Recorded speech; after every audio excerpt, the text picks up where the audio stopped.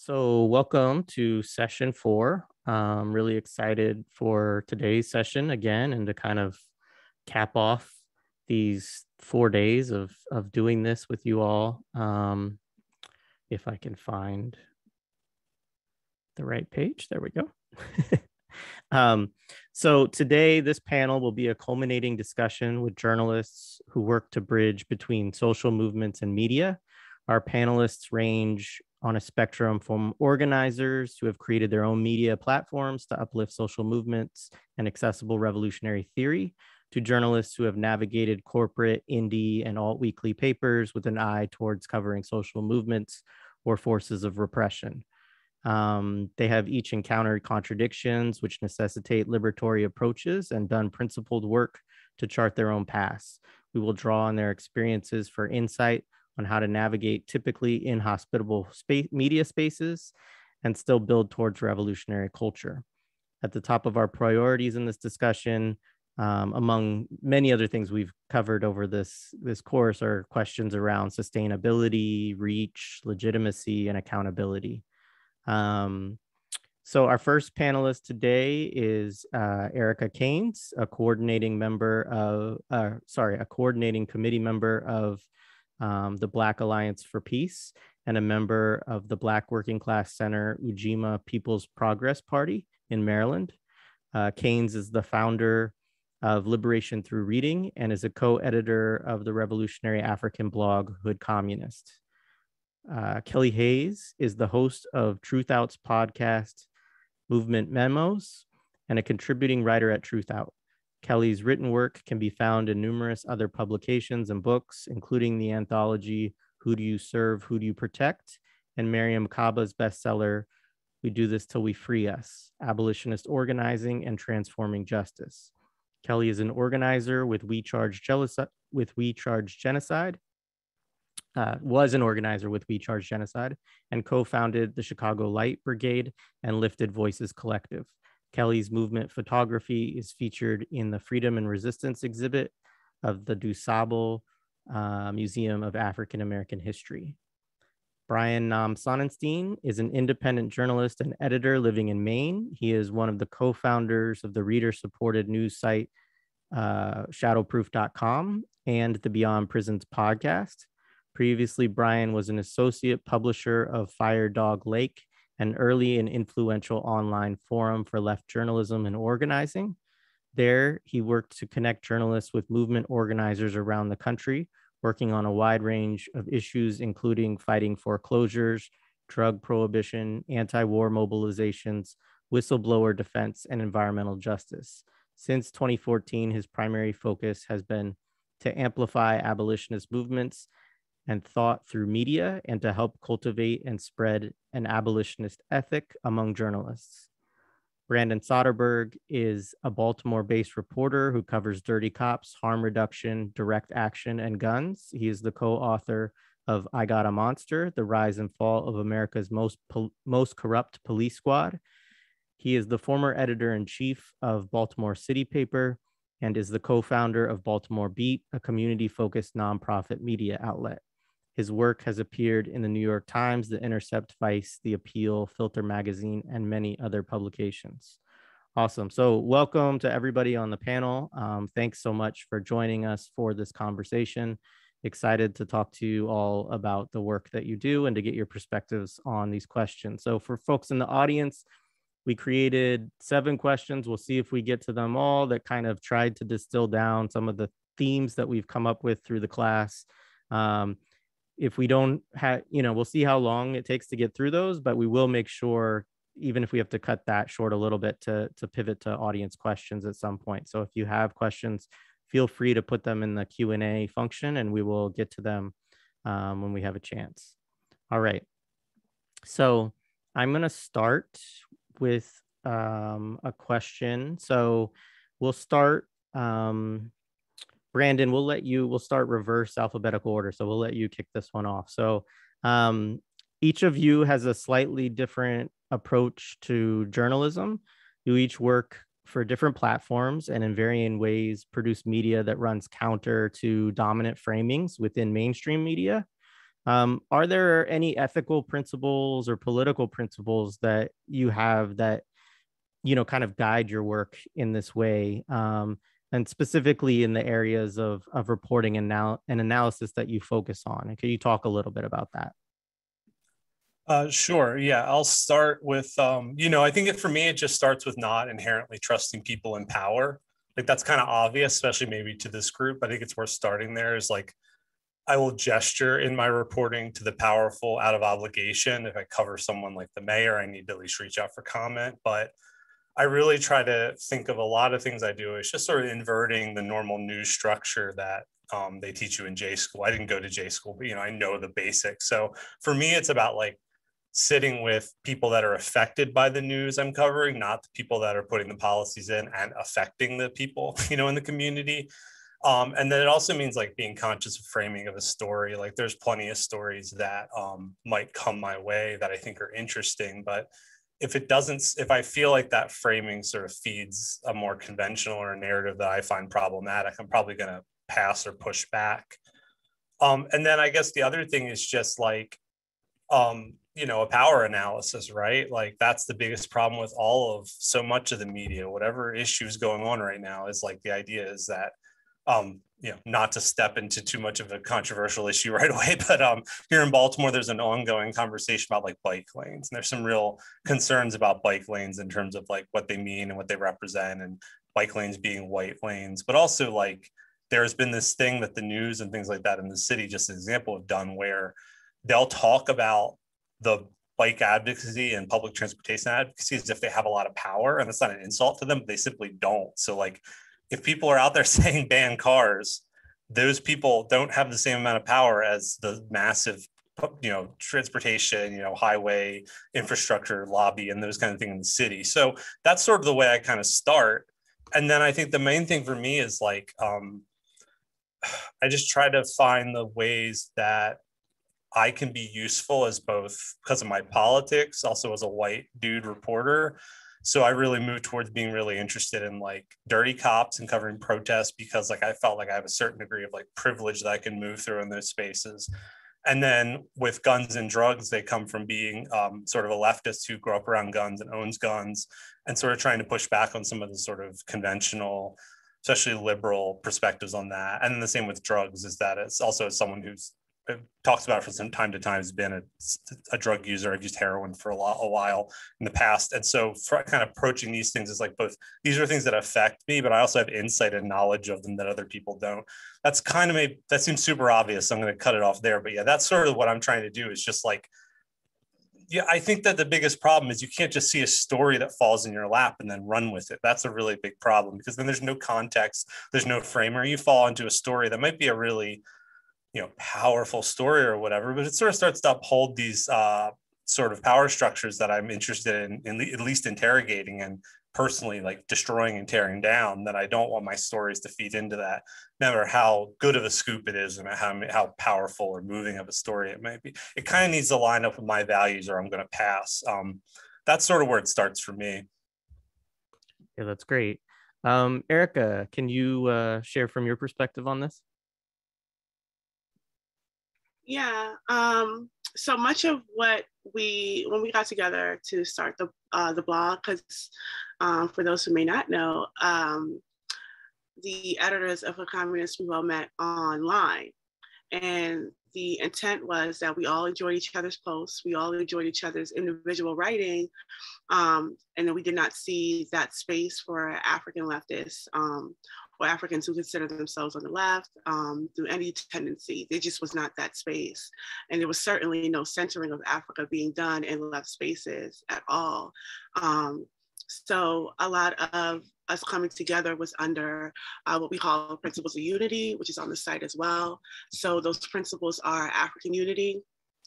So we see that we understand the African working class as a main social force for African liberation. So we emphasize pieces on African unity, anti-imperialism, decolonization, excuse my child in the background, self-determination and right to self-defense, anti-patriarchy, abolition, and also no Dear White People pieces. And we emphasize that only because we don't want the blog to be a focus on, airing out our grievances with the white left. Because that's not the intention, and that's not anything useful, right? We do want it to be a catalyst for building, for being exposed to ideas, and so on and so forth. Sorry. Yes, so that's it. Thanks, and say hello to Zion for us. Brian, go ahead. Yeah, for sure. Thanks for having us here, and it's a real pleasure to be with everybody else on the panel.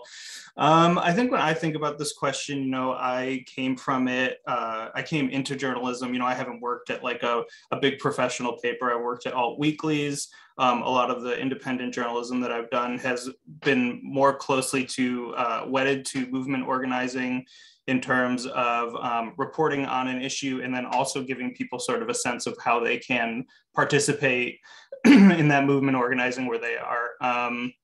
So I think a lot of my approach to journalism sort of is informed by that experience. I try, a lot of like what has already been said in terms of objectivity and distance, I completely agree with. I try to, think more about sort of who am I accountable to in my journalism? What's the relationship I have with my sources and with the communities that I'm writing about, and making sure that I'm accountable to them and not being transactional or exploitative. I also think a lot about sort of the risks of harm in my reporting. I'm not somebody who is interested in the storytelling aspect of it as much as I think a lot of journalists are. I think a lot of journalists think about things in terms of like, oh, it's a really good story, and then that means it needs to be told, or maybe it confronts power in a certain way that I think it does, but I think that you also have to balance that with sort of the obligation to protect your sources and the communities that you're reporting on. So I'm trying to sort of close the distance between myself and the subject matter that I'm writing about. The other thing that I wouldn't say is necessarily like a clear-cut principle, but is something that I grapple with in my journalism as it relates to, I guess, what I would think of as mainstream journalism is, the mainstream standards of evidence. I write primarily about prisons more than anything else. And obviously, there is extreme information control, surveillance, extreme bias in terms of authority, in terms of who your sources are and how you fact check and things like that. And so one of the things that I try to think about a lot is, how do hegemonic standards of evidence, constrain what I'm able to report on and what's out there in the media? How can I engage in a different standard of evidence that doesn't peddle in lies or mislead our readers in any way, but is sort of a more capacious understanding of what's happening in a setting where we really can't control, our access to information. And I think one of the ways that I really try to do that is to sort of bring the reader in on that as well. And then the last thing I think I would sort of point to is, I think, again, like a lot of journalists, I think, see their role primarily either as like telling a story that they think is important or impactful, or, playing some sort of like, at least it might be like a free communications role for a police department. I try to be clear about what I think is the outcome or the role that I have in a movement that I'm participating in. For me, the three things that I really care about in my journalism is facilitating like the sharing of information and communication between movements, not just movements within the same subject matter in different parts of the country, but different subject matter, serving an archival function, because so much of this work ends up getting lost in the ether, is only, as any researcher can tell you, like hard to piece together unless you have something like zines, to point to. And then, sort of the political education and demystification function of a lot of this reporting, again, particularly as it pertains to cops and prisons and the conditions that facilitate them. I think sort of, just approaching those sort of common conceptions and trying to subvert them the best that I can. Great. So Kelly, you're up next.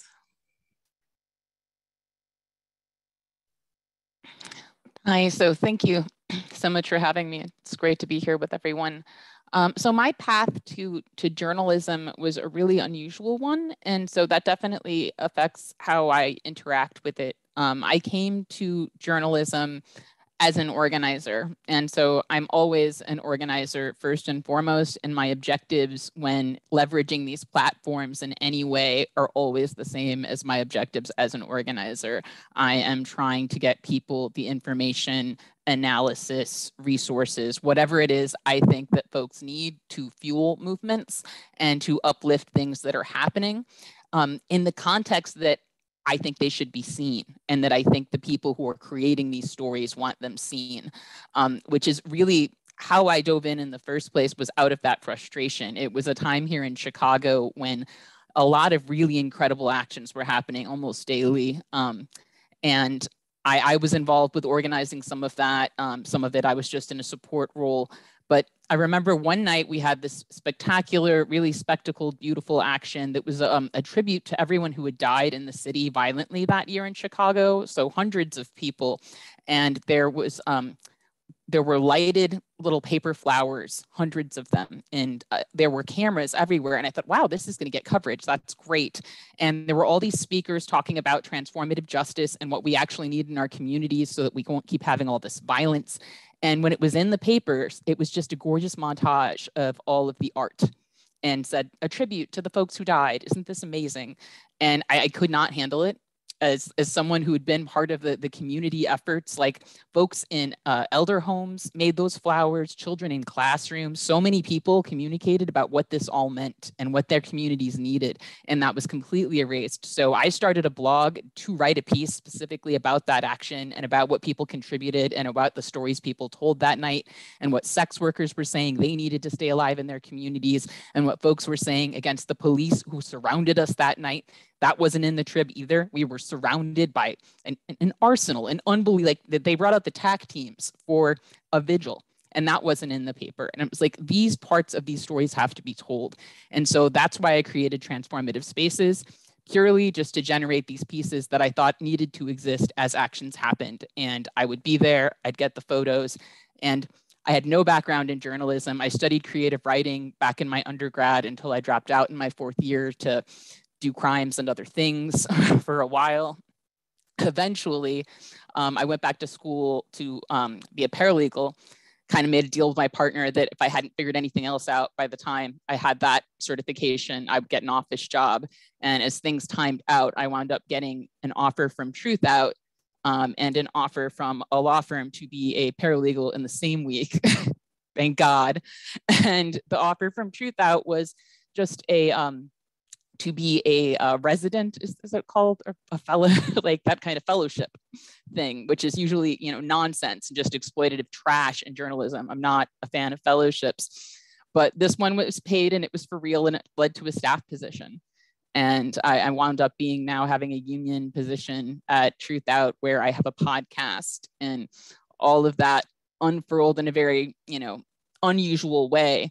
But having come into it from such an unbelievably biased position, I think it puts me in a different position when I'm dealing with Teen Vogue or Huffington Post or anyone who wants me to write for them. Like, they know who they're dealing with. They're not going to get something objective at all.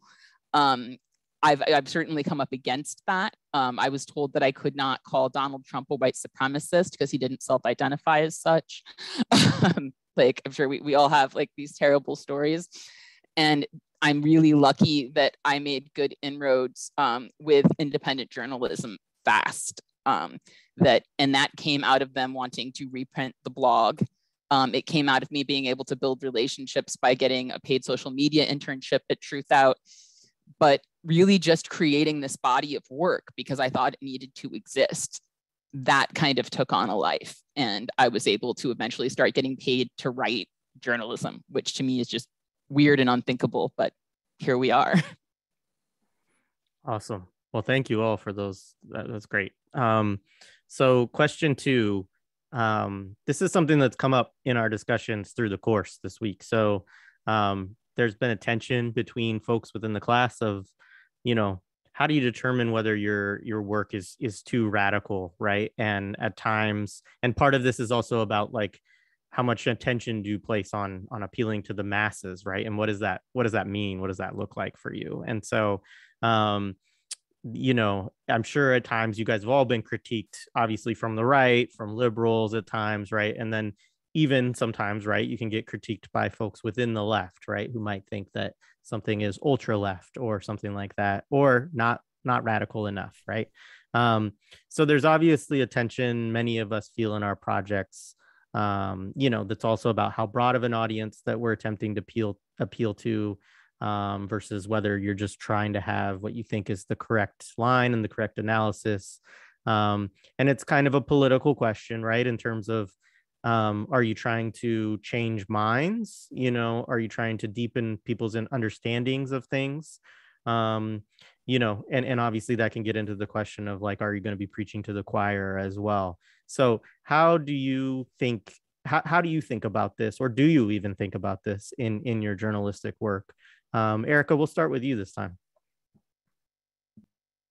Yeah, I actually just made a point about preaching to the choir the other day. I find it necessary because the choir may be on that stage, but they don't hear the word, they don't catch it. So I think it's necessary, especially in this moment of political confusion, right? So I don't think the blog exists to change minds, but provide that African-centered left point of view or African-centered clarity that's just lacking. So when we think about terms like colonialism and imperialism that escape so many people today, that are like buzzwords to them, it's because there's a disconnect in reporting from the global South. There's a disconnect in voices from Africa. There's a disconnect in voices from the Caribbean, that doesn't allow for the ability to see it, not just these words, but actually see how it unfolds in practice, see how the empire in which they live in produces these situations and circumstances, and then also see how it's connected to our own colonial situation right here. So I think the intent of the blog is really to bring clarity to that, not get into any sort of sectarian fights, because we also welcome opposing views in the same way that, you know, our other, like the same way that Bar does, or if we talk about the West Indian Gazette or other papers that we sort of lean on, that have that Pan-African point of view, that we use as blueprints to what we are trying to achieve with the paper. We invite those sort of debates that at least move us forward, right? Not debates that are like circular and stagnant, but debates that move us forward, because we are all organizers, each editor. So we are not just writing for the sake of writing or publishing for the sake of publishing. There is an end goal. So I think regardless of where anybody falls on any particular part of the spectrum on the left, I think there's something that the blog offers them, for clarity and for as a baseline of understanding. Great. Brian, I'm going to tap on you next. Sure. Yeah, I think, I mean, I agree with that, I think, in a lot of ways. I think that preaching to the choir, again, I think is something that gets sort of dismissed a lot, but I think it's a little bit more complicated than it tends to be seen. I guess I have some scattered thoughts on this. First of all, like, I feel like I don't really approach journalism with the intent to persuade people. That doesn't mean that I'm only trying to reach people that agree with me 100%, but I find the journalism is better if I write from a place of conviction. And, you know, I think I'm interested to the extent that I do want to persuade people and reach beyond sort of the people who agree with me. I'm more reaching to the people who are maybe on the path or who are curious. You know, like I feel like, you know, another thing I think about that too is that a lot of times when we think about preaching to the choir, like not everybody in the choir or in a movement speaks or thinks about a movement and the issues within it in the same way. You know, certainly within the abolition movement, There are people who think about and speak about abolition in very sort of highly theoretical, complicated sort of grad school terms. And then there's people who do, work that is just as important and just as insightful without necessarily engaging in that language. And so, I think I'm mostly interested in just communicating with the choir to the extent that the choir is also like in relationship with other people in society, right? Like a lot of times, if we're able to spread the work that's been done and the evolving language around something, even within the choir, that bursts the seams of the choir and can reach other people who are in relationship with those people. And I also think, like, particularly in the last few years, I think it's interesting how, like when we started the podcast, certainly it felt like we were speaking to a very small group of people, but then, 3-4 years later, that completely transformed. There was much more legibility for a lot of these issues, a lot of different, there was more capacity to think about this stuff than there had been in previous years. And so I think, sometimes when you're doing something in the moment, you don't always sort of recognize its relevancy in the future. And so that's why I kind of think that sort of the work that's being done by saying like you shouldn't preach to the choir, I think can also be limiting in a lot of ways. I think you kind of have to have a more expansive view of it. And so, I think I'd leave it there. I was kind of all over the place, but I have a bunch of disconnected thoughts on the subject. So. Oh, good. Thank you.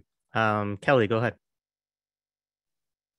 So I was just listening to y'all and I was thinking about the fact that outside of the podcast movement memos, which it's still so new that I don't want to try to situate its impact or what it means, of the work I created before that, I would say the blog has definitely had more impact and more importance, I think, than anything I've written in the mainstream media. And the reason that I can say that is that I know that historians who have done work at Hull House and at some of the universities, like studying and documenting our movements and things that happened, have contacted me and told me that me and Miriam Kaba's blogs about what was happening protest-wise in like 2014, 2015, 2016 here in Chicago are more valuable in terms of archiving what went down than most of the media coverage out there, because we actually accounted for, this is what happened.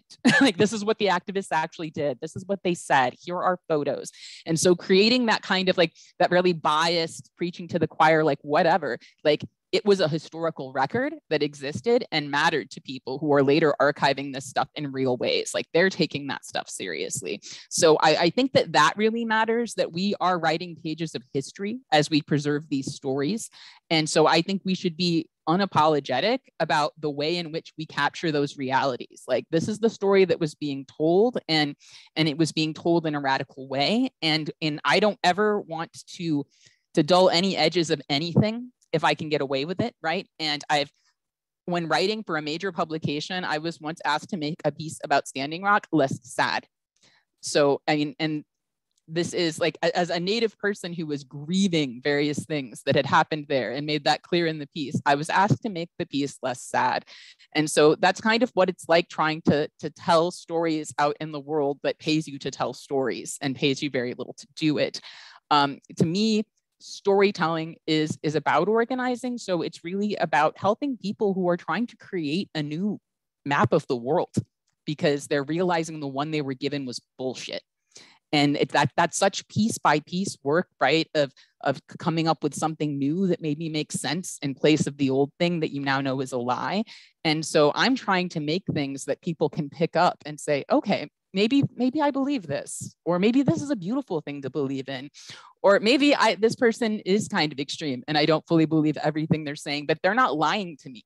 Like I had someone write to me once and tell me that my politics are way too out there for them, but they really appreciate that I was the only person who hadn't been consistently lying or just not talking about prisons and COVID that they had been reading about, that had been really real all along about the fact that this was a major engine for COVID in Chicago, and that it was going to come out specifically, that a lot of people died, thousands of people died specifically because of Cook County Jail. That was being covered up and the mainstream media wasn't talking about it. So there are ways in which we tell the truth that sometimes people who aren't going to buy into your politics are still going to be like, you know what, this person isn't full of shit. Even if I don't agree with their framing, like they're not full of shit, so I'm going to hear them out. So I think we should appreciate that too. Like the truth has value, and and that matters. That matters to me. I know that the truth has value, and so if I uplift it in ways that are powerful and that hopefully grab people and hopefully bring people in, I have to have some faith in people that they can receive it, or at least receive some of it in a good way. That's wonderful. Yeah, thank you. Yeah, Brandon. So for me, I think it's sort of, I think about, I try to approach the journalism I do to some extent the way I'm not saying I'm the same, but the people whose politics or political work or people doing direct action or anything like that how they operate, which is primarily without much concession, right? Like I think that conceding to some imagined readership or imagined voter is just kind of unwise and pointless. I think we've seen that. So I try to do reporting that is like, I would say I try to be fair. I'm certainly not objective. And if I'm not being fair, I kind of try to gesture pretty clearly. Like I find it can be useful to use humor or counterpoint, especially like I'm not above mocking, say, a cop in a story if it seems relevant or gets to a larger point. I think then people can, by gesturing to that bias, it actually might make them trust me a little more. But I don't try to curb that approach to reporting. Like I think it's basically like, again, trying not to gesture to some imagined reasonable center is like it's just a bad practice all around. But then I also try to fit the reporting to the publication I'm doing without losing too much of like my soul. Like which to me is an interesting challenge. Like if I am approached or I pitch the New York Times or the Washington Post, or I've done some op-eds, that comes to me thinking, how can I get my thoughts and my ideas and my feelings and my reporting, which gestures towards, again, like more left and radical politics, how do I get that into the Washington Post? That's like how I'm trying to do. It's like, how can I smuggle this stuff in and see what I can get away with? That's sort of a lot of what I've done. It's like, what can I get away with?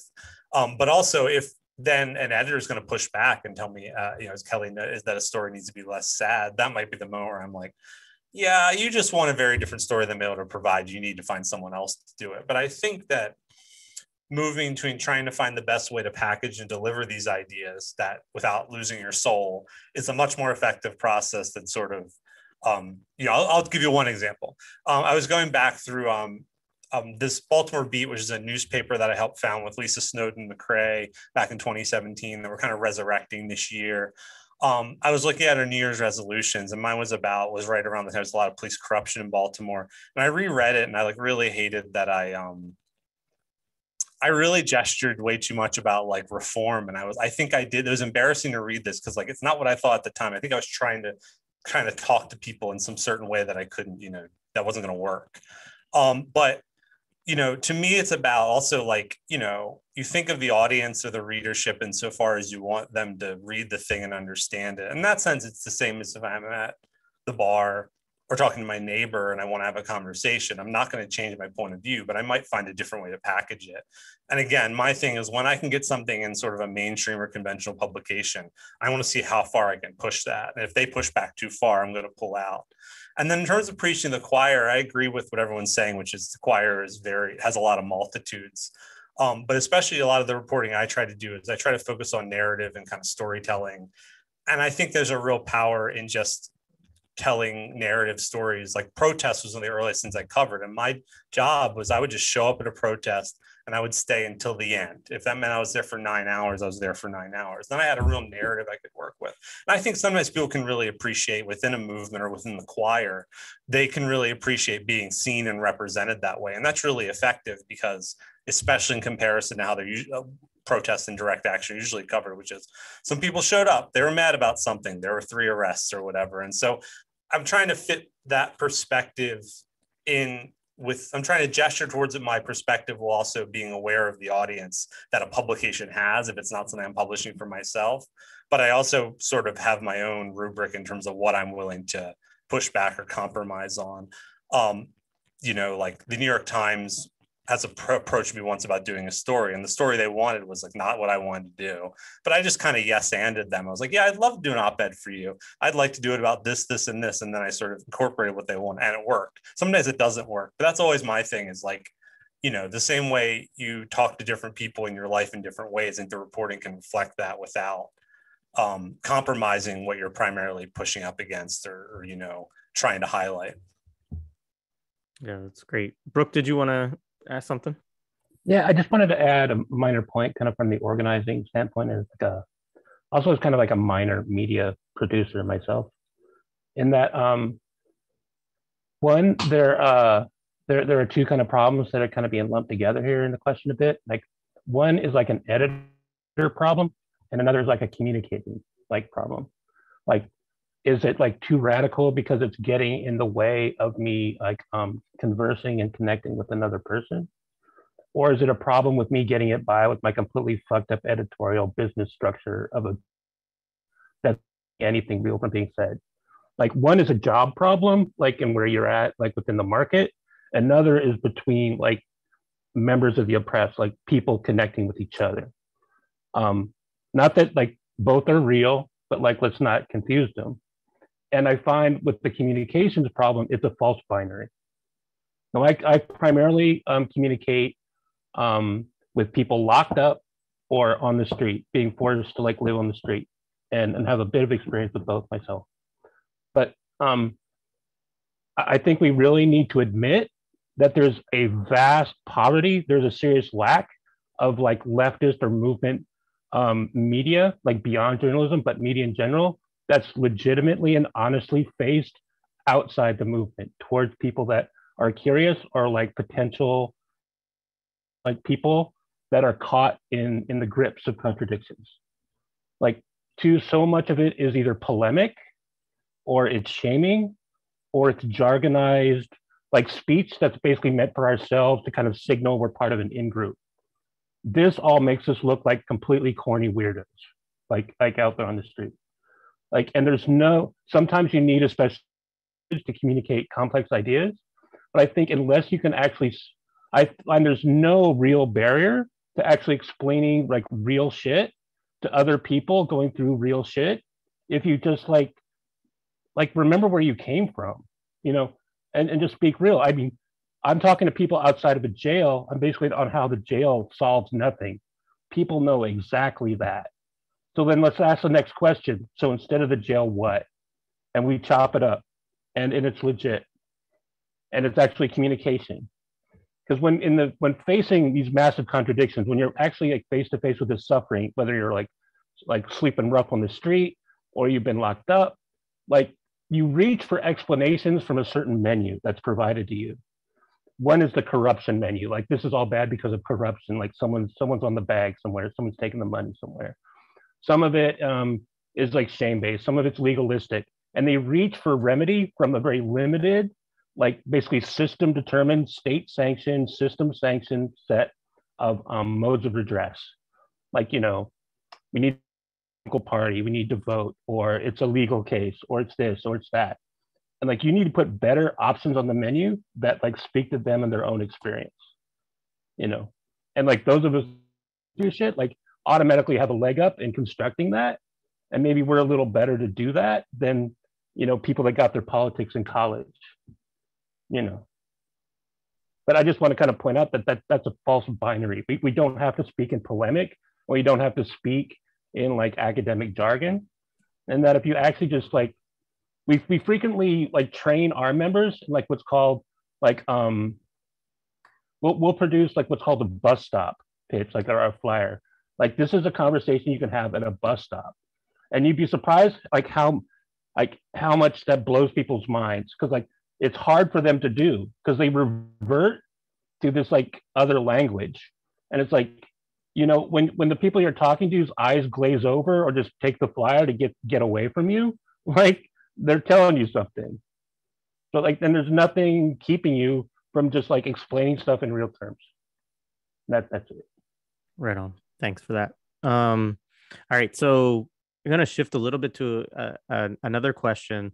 This one's kind of about how you all have experienced mainstream and corporate media, which we've gotten tastes of this throughout the conversation, but definitely, for those of you that have placed stuff that or worked at it at different levels, I think this is an interesting thing. And even if you just have observations as not somebody who's been a part of it, but there's different models of kind of looking at mainstream and corporate media from the left.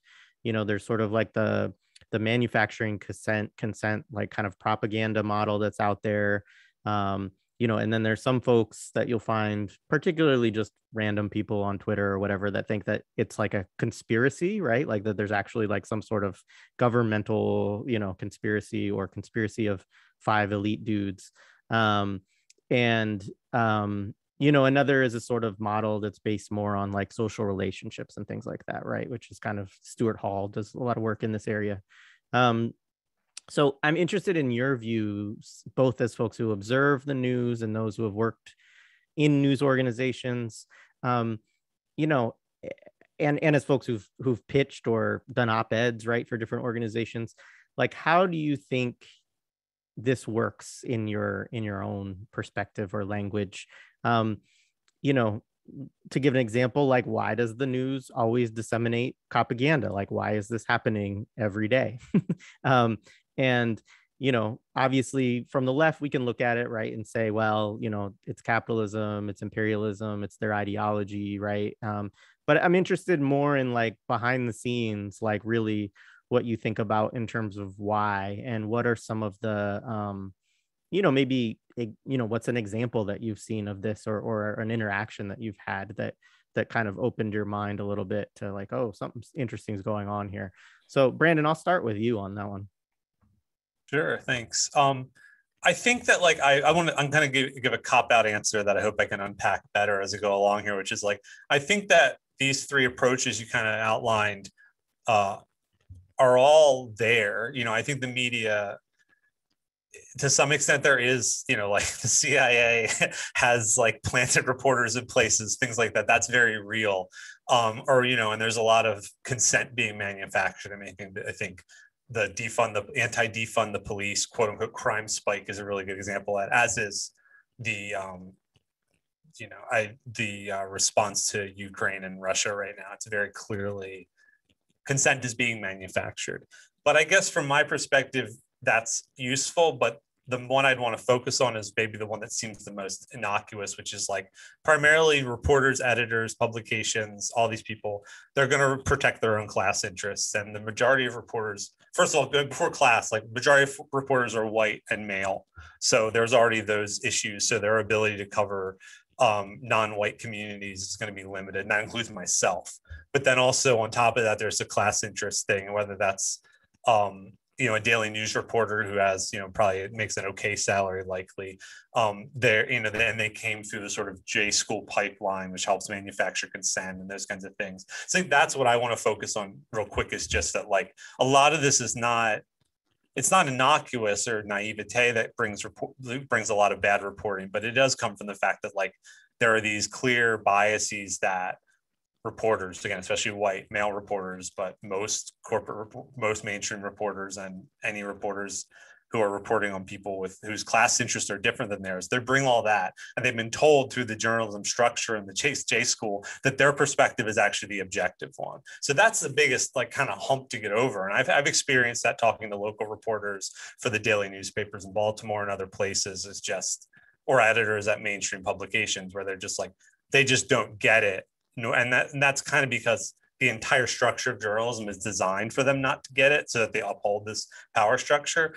Perhaps there's some conspiratorial thinking in me saying that, but it's also just like how the chips fall in the society we live in. But I think that, and then I also think that you see this in the past couple of years with the pandemic, but also before this, which is like a lot of what journalists mainstream journalists think is the story seems to be something they brood among their like Slack or maybe at the media happy hours they go to, and they tend to sort of like echo each other, and like they're not getting outside of their world. They're either in an office or they're showing up to somewhere to report on some trauma and then go home. And so they're not hearing that other perspective. And then when they do sort of open their mind, it's basically people like them. Like someone who used to try to go to these media happy hours in the city and just gave up because it was a waste of my time. But like, I think that's really important to think about, just how reporters, despite the thing that they think they're out in the street all the time, they're incredibly insulated. They don't realize they've been told that they're not insulated at all, when in fact they're incredibly insulated. And then I also see that some part is that I have to see myself as fundamentally in some ways part of the problem. Like, we need to create a journalism where like I'm rendered obsolete. Like I talked to a lot of my closest collaborators about this idea of kind of thinking of it as like ourselves a little bit as like journalism abolitionists. That's to say, we're going through a moment of journalism reform, which it looks a lot like police reform, which is the LA Times or the Baltimore Sun being like, hey, sorry for all the racism we've done over the past 100 or 150 years. We're going to do better. And then the next day they print, another story that says police involved shooting or whatever. So there's kind of this reform game going with journalism. And what I think we need to start thinking about is how can we sort of think of abolition as a way to approach journalism, because you want to replace it with something better. And so that's sort of what I keep thinking about, is how do we, so if there's the beat that is crime, well, of course, a crime beat really means like crime primarily in Black communities that involves police.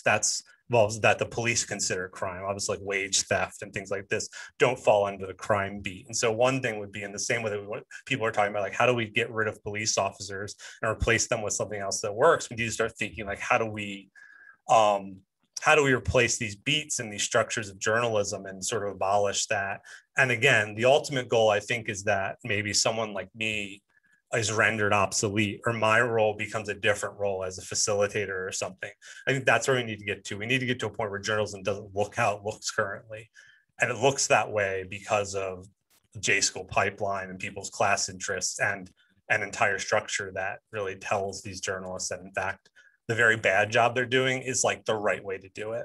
And we can only do that by pushing back and criticizing and showing a different way. Yeah, thank you. Kelly. I absolutely agree with the class interest piece. If you've ever been in the streets when shit goes real sideways and there are, reporters around, you can tell who kind of identifies their safety with the safety of the protesters, and who identifies their safety with like, oh my God, why aren't the police protecting me right now? We're together. And that's very visible really fast. And I was in the streets at NATO 2012 in Chicago as an organizer, not as a journalist. And I could see really clearly who was there to observe what was happening to us, and who was going to write that story, and who was looking for the talking points about somebody threw a plastic bottle, an empty plastic bottle at a cop. And that's why, 40 people were hospitalized kind of bullshit. And so you learn to expect that, you learn who to expect it from. But it's really important to remember that kind of moment in the street, that's just crystallizing like what all of our relationships to these systems of power really are. During the period when their rebellions were happening here in 2020, I thought it was really on display who had a sense that the cops were their people, the cops who were going to get them out of this, versus the people who were like, okay, let's see where this goes. Like, shit's breaking loose, but for righteous reasons. So we're supportive. And then the people who were just waiting for the cops to rein things in somehow and save them. And that comes through in reporting too. It comes through really clearly who sees the cops. And there are so many reasons for that people don't even register themselves, right? Like, think about the fact that like government expenditures for our well-being are like completely delegitimized at this point, right? The Democrats just cut like $15 billion that would have kept a bunch of COVID testing and shit going. And they had Congress had just thrown $25 billion at the Pentagon for no reason that nobody asked for, just because, to make a point that they support killing people a lot. And that's really the only place that folks are going to get anywhere in terms of being like, things aren't okay, I need something. That's all that you really get to ask for in this society, is like, I need someone to show up and maybe kill someone. in order to enforce the social order. Like that's all that people like jump to in their minds. And like reporters aren't exempt from that. Journalists aren't exempt for that. If that's where their class interests line up, like that's the way they're going to think. And that is the storytelling of fear that's going to come across in all of their work. And their sort of existential fears about the system and the end of capitalism being sort of the same as the end of the world, that is all going to be embodied in their work. And so I don't think people necessarily know that they're doing it all the time, but of course there's a lot of embedded structural shit, you know, here in town. Like in Chicago, it's like I know when a local reporter is just not saying something because they don't want to shut down their access. Like it's really, really clear. There was once a reporter wrote a piece about an action that a group of mine did, and they would not name the group anywhere in the piece. It was a really detailed action about what happened, but they didn't name us. And it was clearly because they didn't want to piss off that alderman and lose this whole branch of city access. So of course there's that too. But I think even people who think they're on the level, they're really not, because they're lined up in a certain positionality, and their imagination is not just going to pivot away from that. Yeah, that's great. Erica, what are your thoughts? Yeah, so I am not degreed, and I am not, I guess, formal journalist. So I've never actually been through the mainstream journalist route, but a lot of my writing is criticisms of the mainstream journalist route. I don't believe in freedom of the press. I think that's a lie. I think a lot of what's happening to independent outlets right now, because of what's happening in Eastern Ukraine, it really exposes that there is no such thing as freedom of press. But I think also a lot of the circumstances around mainstream media, I agree, is, it's a class allegiance. When you spoke about the J School, I'm very familiar with the J School because I'm very familiar with the type of reporters that have come through it, for my own research. Why would they be reporting this way? Why are they reporting that way? And a lot of it has to do with the ideology of the state. Like if we understand journalism or mainstream journalism as the long arm of the state that produces, propaganda for the state, or as Maurice Bishop says, US propaganda is like the most blatant in the world. Then you understand that a lot of these talking points are directly, like, I know, I can't even remember who said it, but even Rachel Maddow, right? She doesn't report. She's literally reading from the paper that's given to her, right? So when we understand these things, then we can understand that these voices are not actually voices of the people, but they have been conditioned to think that, they're objective and they're fair and they're moral, which makes them correct, despite being told what to say. Right? Because they have this image of, I guess, the U.S. hegemony being a good thing, and the patriotic beliefs and such. But a lot of the driving force behind what we receive is because it aligns with the state. If you look at MSNBC, their pundits and the people that they bring on are former CIA directors or former, Department of Defense, people that hold that particular line that doesn't stray away from it. And if you do happen to stray away from it as an independent writer or independent journalist, then they do what they can to squash you. Then also, who owns these publications? The Washington Post writes so many anti-worker pieces. Jeff Bezos owns that publication. So these are the things that we have to connect, right? So even if we want to say that journalists do have some sort of, they do want to have some sort of a subjective understanding about working class issues. They do want to have free and fair reporting. They're also limited to what they can and can't say based on the owner, right? Because the US is an oligarchy, and a lot of these things are ran by wealthy people with a particular class interest that uphold state lines, et cetera, et cetera. So I think even understanding that can help us understand why we get the news the way that we do, why there's more emphasis on Ukraine than the numerous things that the US is involved in right now, from Ethiopia to Haiti to Iran to Zimbabwe. I mean, all of these places, right?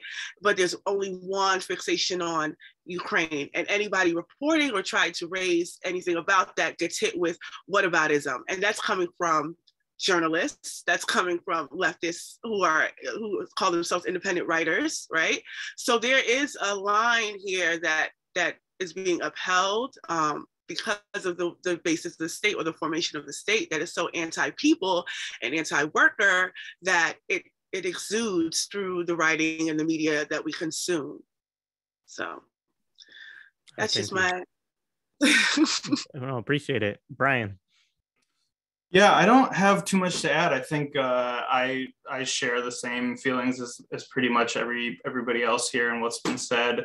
I think if I were to just sort of add something to the end or emphasize some of the symptoms of some of the things that are being described here, and as from the perspective of somebody who has attempted, somewhat succeeded, and also failed a lot to create platforms for independent media. What gets funded, who gets funded, who's more organized and has better training, who can afford to do the work, who can afford to do certain kinds of journalism and who can't. I think that a lot of what's being described here trickles out and sort of shows that, there's just, we are completely outgunned on the left when it comes to media. We don't have very many platforms that we can really depend on. A lot of times when we do have them, their funding structures render them very vulnerable. They'll have to rely heavily on grants that are, or only temporary or could be rescinded at, depending on coverage. Trying to start an organization based on reader donations, I tend to think is the best way to go about it, but is not easy at all, and greatly constrains how quickly you can grow. So I think, a lot of the reason why we have, a symptom of a lot of what's being described here, like I said, and a lot of the reasons why we have so much trouble is just because of this lack of parity, and sort of the complete sort of lack of platforms and funding that we have on the left. And I think that's a real problem that we need to sort of show solidarity and organize with together to counteract. And I think I know that there's some questions later on that are going to get to this, but I think part of it also has to do with addressing how our readers relate to journalism, how they view it, how they view their consumption of it, where it comes from. I think that there's a lot of education on that front as well, in terms of, our collective investment in building left media, that we don't really get to talk about a lot. Even just the experience of being a freelancer on the left, I think is something that almost never gets reported on and is horrendous. So I think, I would just echo everything else that was said here.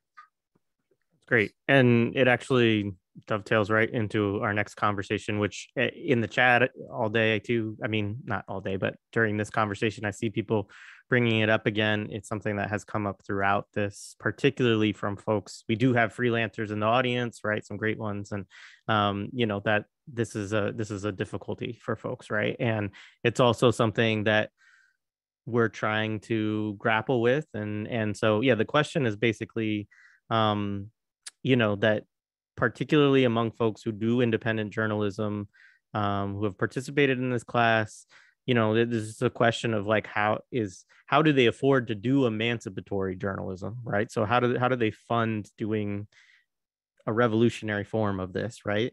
And if activists and organizers often cannot expect to be paid anything for the activism, right, that they do, should emancipatory journalists have an expectation to be paid for that work, right? Which is like a tricky question, but I think it's a tough one, but an important one, I think. And beyond that question of should, right, because that gets into all kinds of other things, is sort of how for each of you have you dealt with the issue, right, of like, you have to meet your basic needs. You got to be able to survive and, fund the work that you're doing, or at least, keep a roof over your head and stay fed, while trying to do work that is not going to be funded by certainly big corporations or, major corporate journalist outlets or whatever. So I'm interested in how each of you have grappled with it, even if the answer is just like, you've decided to do it for free, right? Or whatever. And you're, working, you're driving Uber at night or whatever it might be. So Erica, I'll start with you on this one. Yeah, well, I sat with this question for a while because I think, like, I've been attending all of the sessions, so I do know that this is a question that has come up for the panelists and the people who are speaking. But it's also a question that comes up in, you know, my everyday life. I'm a, you know, a single Black mother with a small child who has disabilities. I'm an organizer. I'm unemployed. So, but a lot of my, you know, Hood Communist is a big part of my life, right? It's a weekly publication, so it does take up a lot of time. But I don't get paid for it, certainly don't. So for me, I'm not even really sure if I should, right? Because I look at Hood Communist as another vessel of my organizing, right? And I'm not looking to get paid for my organizing work. So I'm not necessarily looking to get paid for this, right? Because this is a service that I feel like I'm contributing to mass organization, to collective building, to Pan-Africanism. So for me, I don't feel it necessary for the blog itself to, you know, be commodified or to make an income, right? To be legitimized. But because, like, I listed all those things, I do have a Patreon, right? So I do have writing, I still write. So I do encourage people to, you know, support that writing outside of the collective of Hood Communists, right? So that we're not mincing the two, because I do understand, I do have to get paid. I do have to, you know, have a child to take care of. We have a you know, roof to keep over our heads. You know, what good is Hood Communists if I'm living on the street? Like, you know, how is that going to continue to get produced? How is the radio going to keep going? But that is something that I ask, because I think that I think about a lot, because I feel like that gets, even with activism or organizing, the survival gets conflated with like necessity. Like, we should be having to get paid because we're doing this work. And I don't think we necessarily should, right? Like, there's careers and then there's this work. And I see that as two different things. I don't see what I'm doing or this as my career. I think of it as my contribution. And I think having that sort of distinction makes things clear for me about, you know, how I see this or how I understand this to not be something that needs to be monetized. But, you know, the blog does have to pay, you know, the blog is a yearly subscription that we have to pay for to keep it up. It's 4 of us, so we come together collectively, or we try to crowdsource for just that point in time. We you know, we do little by little things here and there, but we cut a lot of corners. We cut a lot of corners on things that, you know, we always look for the freest way to do something first. Like, what's the easiest way to do something for free before we, you know, we have to break our pockets for something. But I think to answer that, I think it depends on how you view your journalism. If you see it as a career, then I think that changes the way that you expect, or what you expect to get from it or gain from it. Yeah, Kelly. So I had mentioned a little bit about the pathway that I took into things. You know, I went through being a paid social media intern at Truth Out first, and being able to get into conversations with editors about, like, you know, it was very easy to have a chat if they liked a blog post about getting it reprinted. And so getting my stuff seen that way and having a little bit of income. And of course, that wasn't enough to live on. So I had to, you know, do little side gigs and things here and there. And, you know, I also live with my partner, and that helps things too. But in terms of my end of the money, it took years, and I'm honestly shocked that I make a living wage creating content that I do. I was working as a full-time social media manager for Truth Out, and just writing when I could for both Truth Out and for other outlets, when one day they just told me, like, we want to create a flagship podcast for Truth Out and we think you should host it. And so suddenly I had the opportunity to get paid to come up with this content every week. And there was a zine that a friend and I had wanted to create called Movement Memos that we never found the time to make. And I thought, wouldn't it be cool if I took this idea that we just never had the time for, and I made that the podcast? And so that's what we've done. And I try to make it a vehicle for getting information to people that will help folks build movements. And I think that if you can get the opportunity to do radical things and get paid, I would encourage people to do that, because we gotta eat. But I really, really respect people who hold the line on saying like, no, I'm not commodifying this, or this exists in a particular way, or it only gets paid for in a certain way. And like, people hold the line on really important values by doing that. So mad respect for that stuff. For folks who are doing the freelancing piece and you're trying to feed yourself on this kind of work, and as has been said, different story, right? And so I'm really lucky as somebody who's feeding myself with this work, that like, I have an episode coming out this week where I talk to Dean Spade, and he walks through talking about how he leads sometimes exercises with his students where they talk about what it would take to break into a prison if there were a natural disaster. Because some folks in class were getting upset when they would talk about climate change because they have relatives in prison. And so they would get upset thinking about how folks get left behind. And so a way that Dean deals with this is brings everyone into a conversation where we talk about, okay, like, let's really imagine it. What would it really take? What would we have to learn? What would we have to know now that we don't know in order to do something that drastic? And to be able to have a conversation like that and know that I get to put this on the air and a bunch of people are going to hear this and have this teasing their imaginations, even if that sounds really extreme to them and not something like they would do. I know I'm fortunate to have the opportunity to get paid to have a conversation like that in public. And there's even weirder shit that attaches, right? For some of us at the level of intergenerational and community shit. Like, I get paid a living wage, and for a member of the Menominee Nation, that puts me like way up here financially, as opposed to like the rest of the country. So it's a whole nother level of mindfuck dealing with ideas of what success is and what it means to taint what you're doing and what it means to have made it in any sense, you know, when you've been homeless, when you've been in cages, when you've, you know, lived through the kind of demeaning experience of what it is to be a person experiencing addiction in this country, and all of that. And then to have a sense of, here's some respect, and here's a platform, and here's some money for actually telling your stories.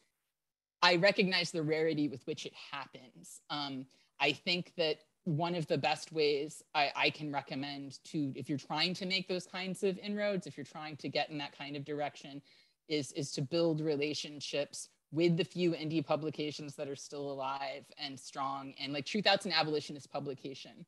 I always like, I think there is a misimpression out there that some of the mainstream mags will pay better than the indie mags, and that is often not the case, right? People are agreeing with me. Often you're getting paid the same, if not more, by the indie mags. So if you have an idea that you think is rad, I think it's always worth shopping with those places first, because they're more likely to get you to let you say what you want. And even if like NBC says that's a great idea, I'm going to let you tell that story, they're still probably going to send it back to you and be like, this is over the line, and want you to turn it down. So these are just things to know. Right on. Yeah. Yeah. And I'll just add for the last couple of folks, just a wrinkle in this too. I mean, I think one of the questions about resources, because I really appreciate Erica's comment, right? And these are, you know, I think that there's a very principled stance to take with regard to their work. But I also think there's always questions of like, investigation requires resources sometimes in terms of like travel and getting into like different spaces and things like that. So I'll just throw that into the mix as you're thinking about this. So yeah, Brian, I'll kick it to you next. Yeah, this is like the worst part of it, I think. I have struggled with this a lot over the years. I think it's a complicated question. Like, I'm not doing journalism for a career.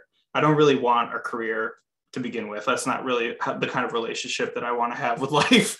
I do recognize, though, that the more time I have to spend working, the less time I have to do journalism and organizing. And I think that for me is the hardest thing for me to grapple with. You know, like, not only do I not want to have like the 3-4 jobs that I need to hold to support myself and my family. In my family, in my situation, I'm supporting more than just myself and my wife. I don't have kids, but I'm taking care of my parents and other family members, and it's hard. It's really hard to find time to do this. And I really struggle with the fact that I have to spend all this time working just so that I can have like a couple hours here and there to report. And sometimes I feel like I'm not doing anything. I feel like I'm burned out. I feel like I haven't, produced anything for a long time.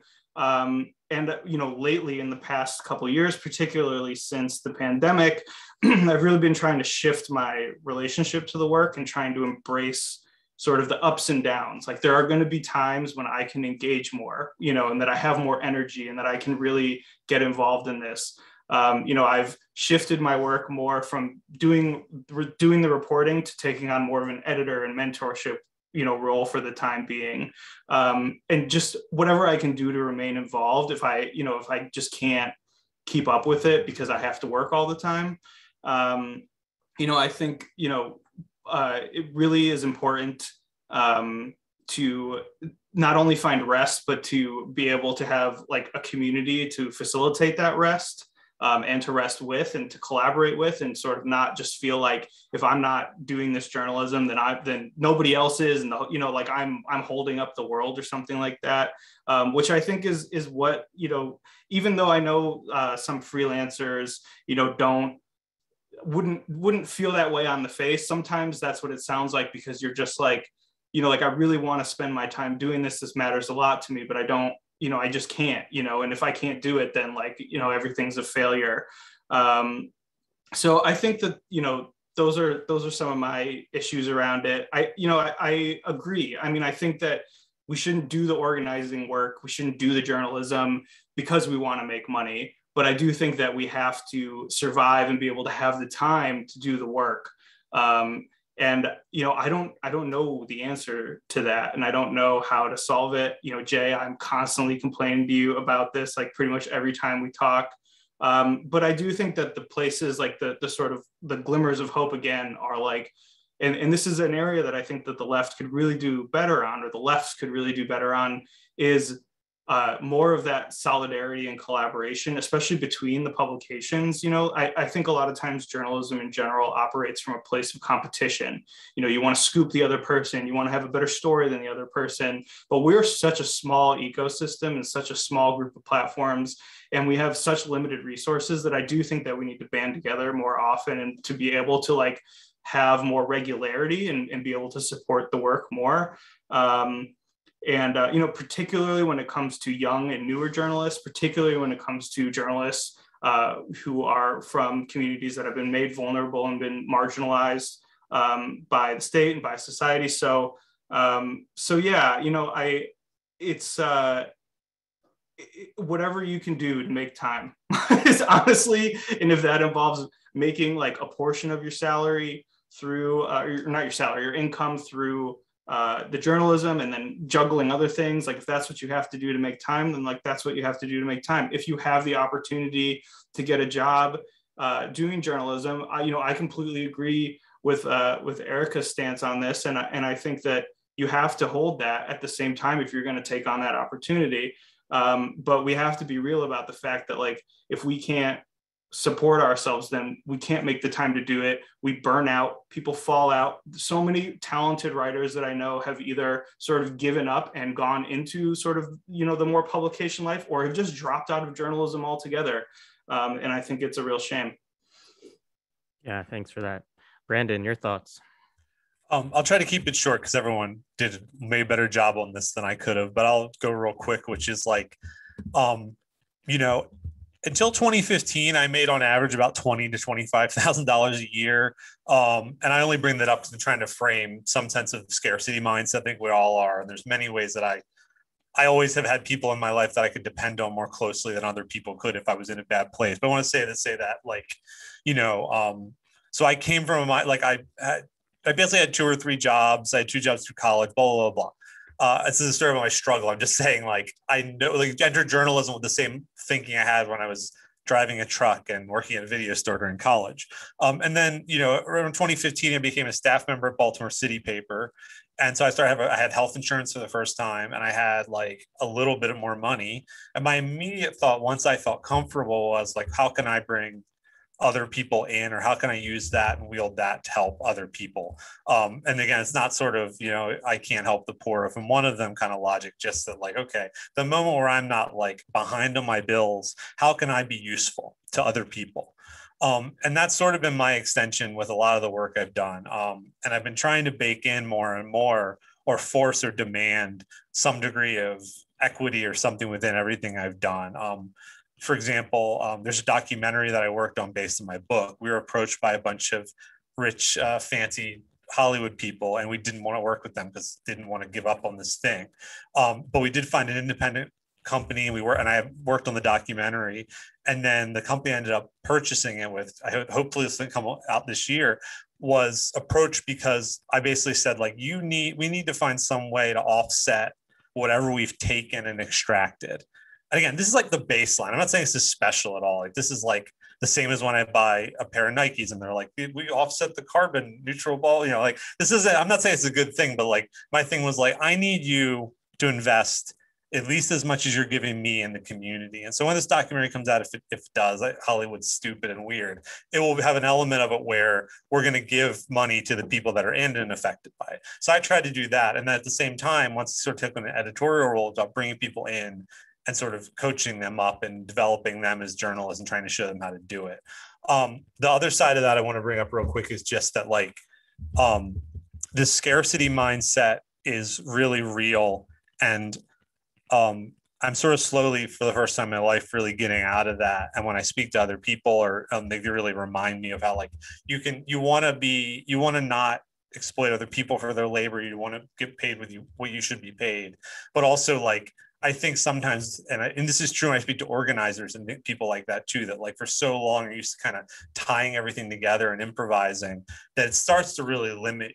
I'll speak for myself. It started to limit my worldview because I just couldn't imagine doing these bigger things. And so what I've also tried to do is sort of build a system of people and that I'm accountable to, that are accountable to me, to work on journalism. And the last thing I'd say is, like, I mentioned, over the past few years, my primary focus has been trying to raise some legitimate money for sort of another alternative weekly in Baltimore. I briefly started one in 2017 with Lisa Snowden. The investor pulled out after 4 months. We got the ownership back and all that. But what I'm sort of getting at is, what I'm trying to get towards is an idea that, like, there's a lot of money out there that we need to go after. And, like, people over 70 have $35 trillion in wealth, and they're all dying. They're going to give that money to their rich fucking kids, or they're going to put their kid on some board.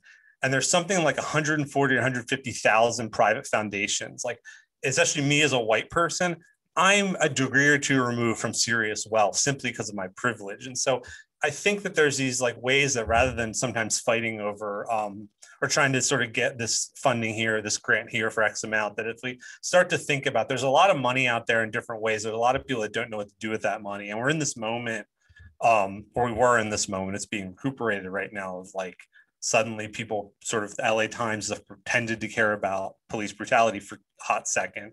We can sort of build on that and develop it. And I think that if we all start working together and start sharing our networks, we're all probably adjacent or a few degrees away from, like, serious wealth. And a lot of rich people have no idea what to do with their money. And we can maybe find some way to do that. And I can say that, like, I've been able to talk to some people and kind of convince them of, like, a big thing I've been talking about a lot is, like, divestment, as opposed to, like, rather than a foundation seeing themselves as being generous and giving someone $30,000 to do some story, they need to start seeing themselves as, like, but they need to divest their money and give it to someone else. And, like, this is also just, like, basically, like, poverty studies and things show, like, the best way to help people is to give them money.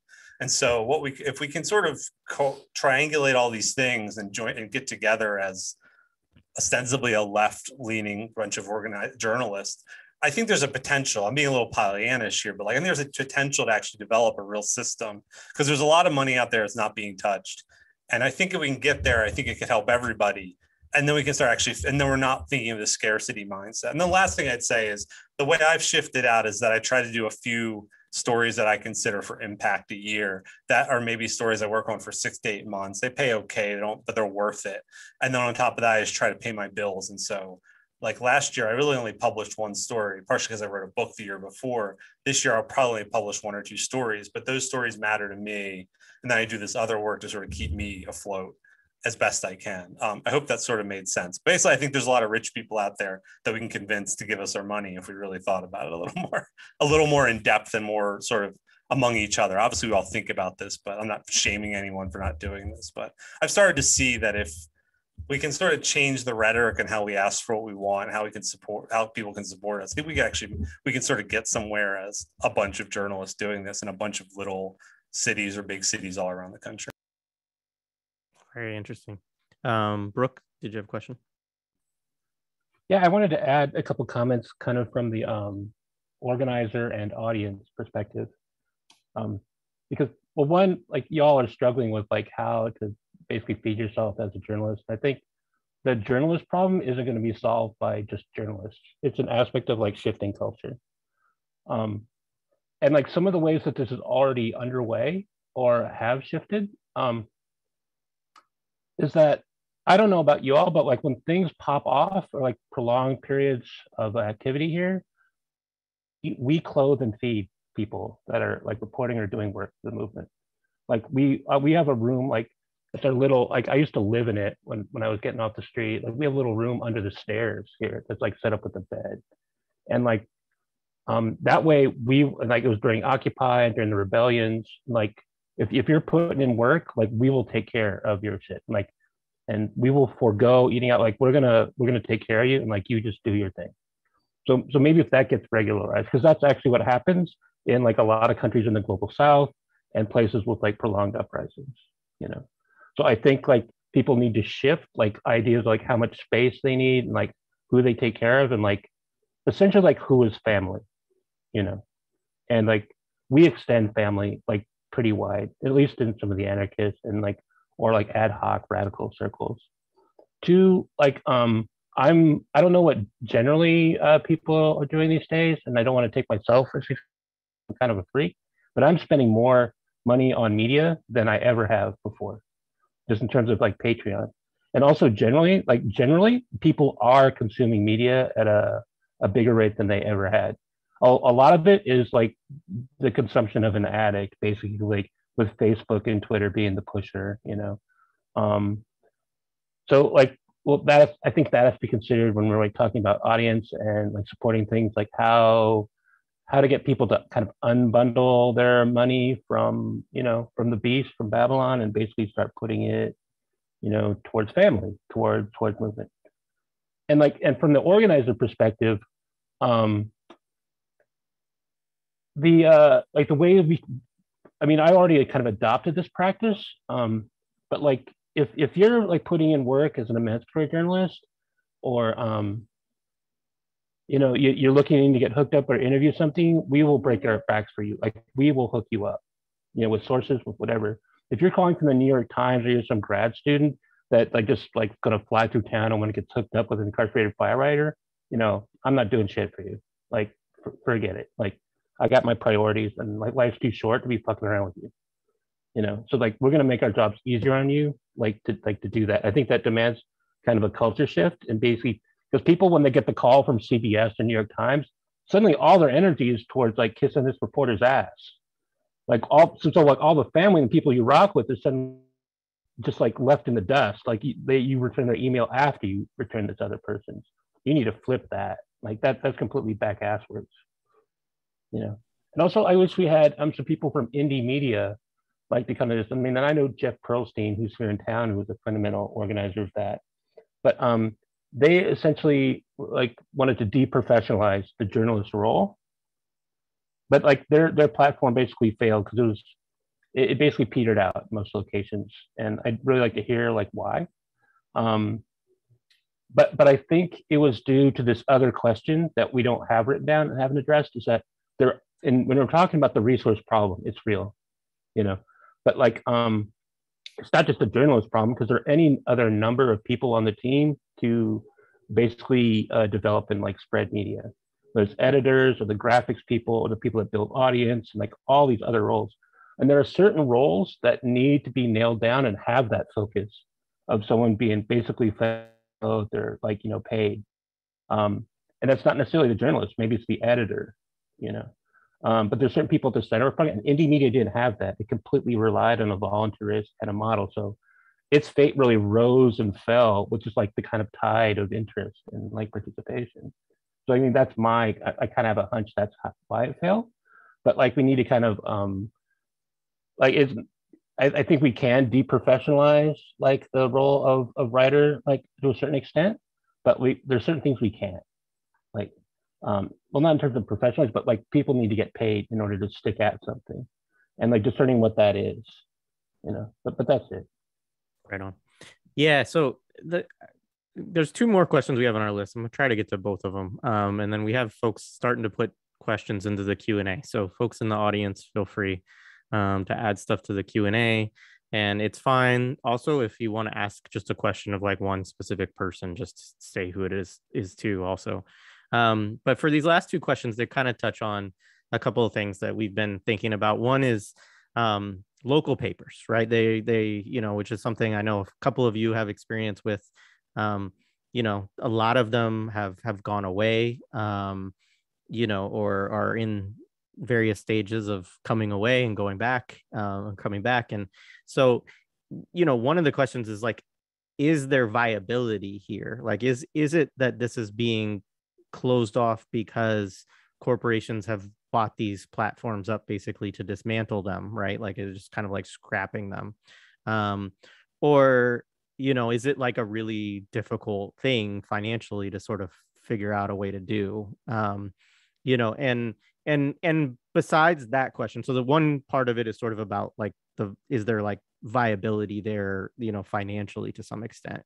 The other side of the question is, do we think that filling the void that's lost, right, by the reduction of these, whether they're alt weeklies or local city papers, is this a possible venue or avenue for emancipatory or liberatory journalism, particularly when one of the things that we acknowledge here in this space over the course of these conversations is that like a lot of the podcasts or news sites that do exist on the left tend to be like nationally focused and sometimes internationally. And so that's cool in terms of reaching audiences like all over the world, but it's not necessarily very plugged into the local where a lot of the organizing takes root and happens, right? And so I'm interested in this. Brian, I'm actually going to start with you on this one. But yeah, anybody that wants to chime in on this, we'll get it down to you. Yeah, so I wrote for a free alt weekly here that since I wrote for it has gone away and come back, and I think is about to go away again, just to give a sense of the stability of local alt weeklies. It's called the Portland Phoenix.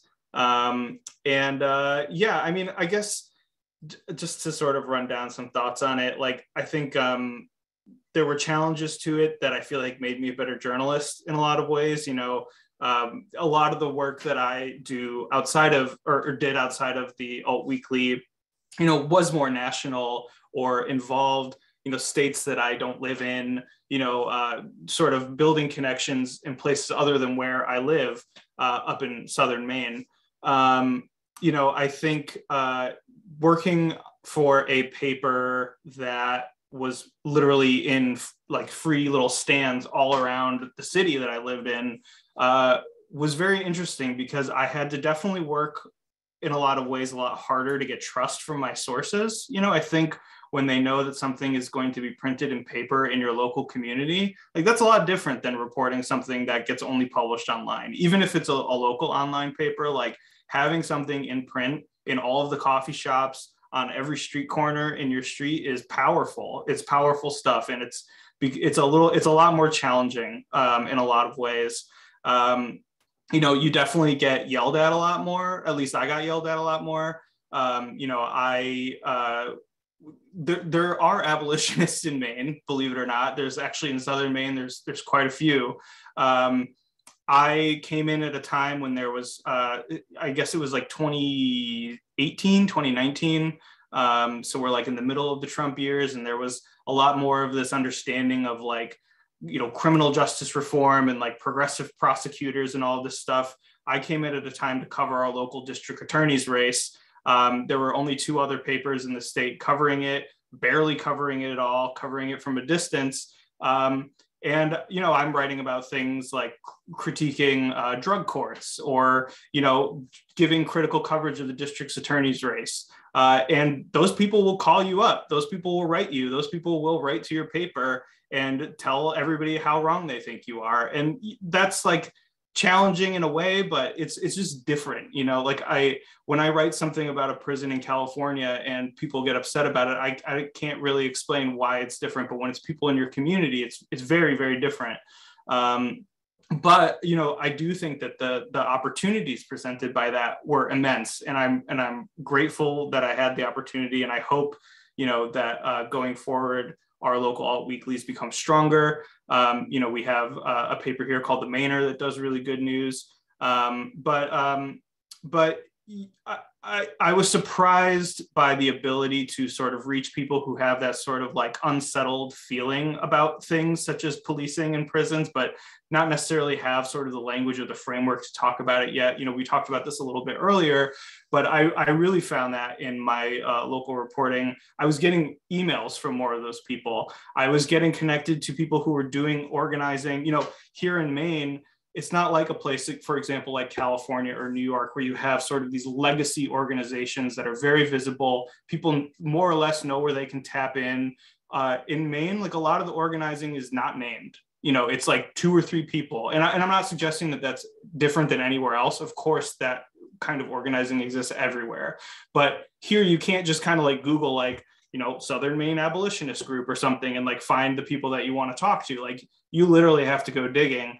And I just felt like I felt like I was more involved in the work here doing that reporting than I was doing reporting on a more national level.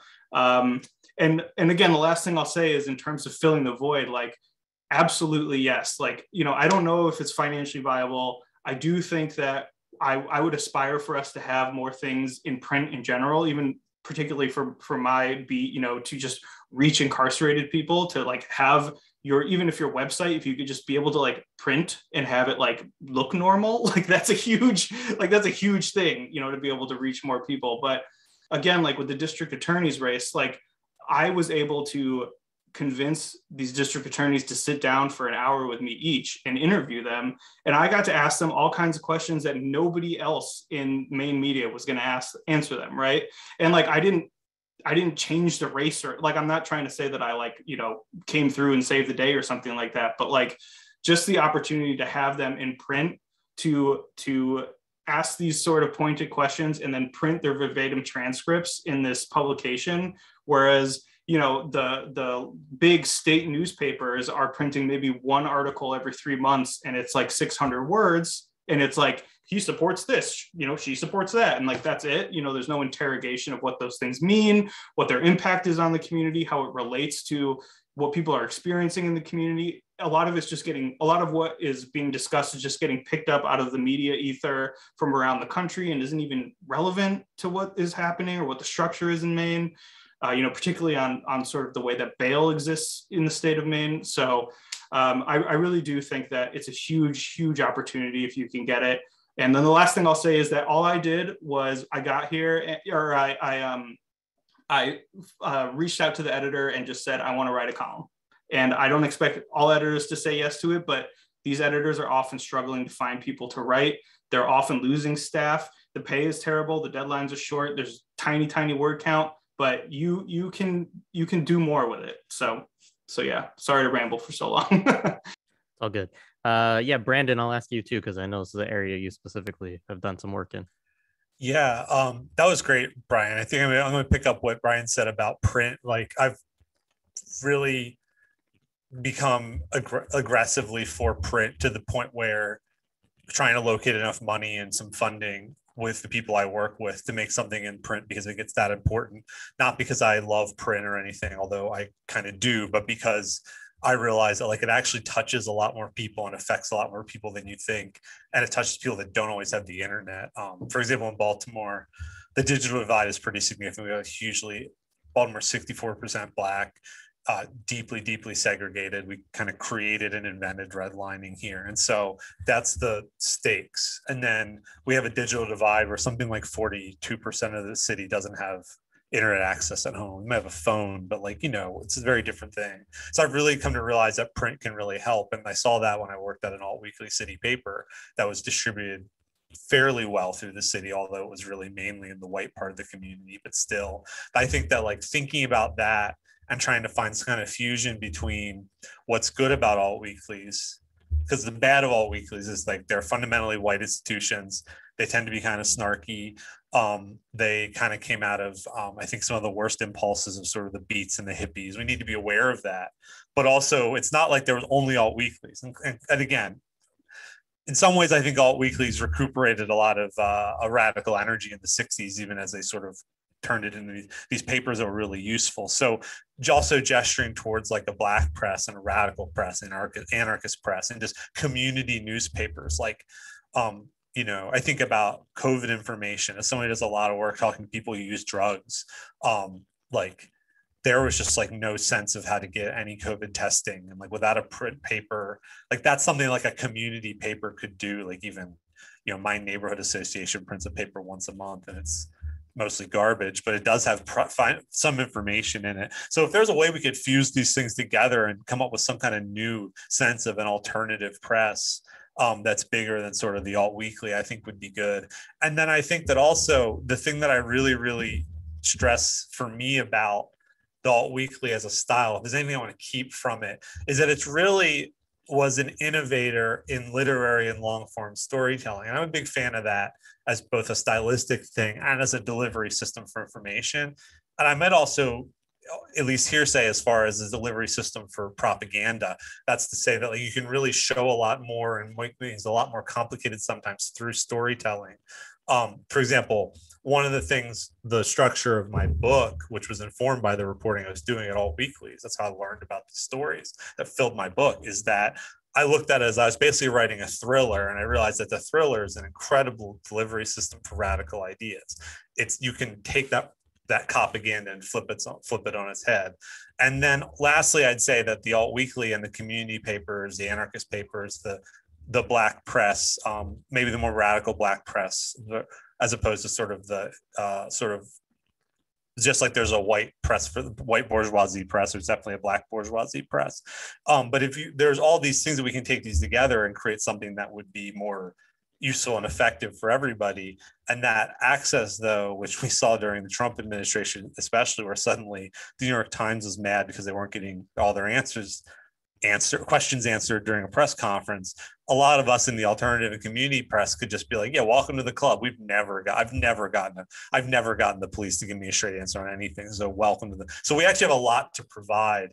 But at the core of it, I think that like if we can fuse this sense of what's happening now with this tradition of print papers, not again out of nostalgia, but out of a sense that these papers reach people that don't have computers or it can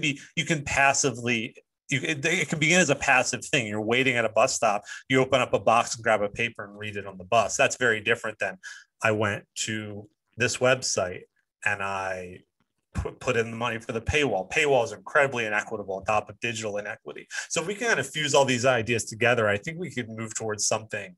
And I think that has been a little bit of a shift I've been noticing as I've been doing some sort of research and talking to people, that there's a little bit of an interest and a resurrection of print. I think because the internet never figured out advertising very well, and it's just sort of ruined all of the models, that there's people pushing back. So that's my main thing, is like the alt-weekly is there's things we can strip it for parts and build something new out of, I think. And that would really be good for both delivering the kind of news we want to do and for delivering news equitably to everyone, and not just people that have internet or have a good data plan and can all those kinds of things. Right on. Kelly, did you want to add anything? No. Erica? No. Okay, cool. So we'll move on to question 7, and then we have some questions from the audience. So our last question is, from the ones Brooke and I pulled together, but is we've been exploring in this series some ideas for projects for emancipatory journalists to take up. Some ideas have included like a job, creating some kind of job board for available freelance like pitch requests that go out into the world. The development of one of the things we talked about was like developing a left-wing news wire, like sort of an alternative to the AP, but like funded through different another means, right? That could provide stories that could then be placed in various like online left publications or whatever.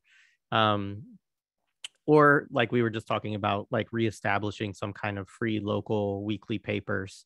So, do any of these ideas stand out to you in terms of things that are needed? And are there other things that you think about in terms of like left media infrastructure that you really think are missing, or that you bemoan that we don't have? Erica, I'll start with you on this one. Yeah. So one thing that I was thinking through is, as you both were speaking about local papers, is the role that organizations play. Like, what would be the fundamental difference between a local paper and an organizing community newsletter?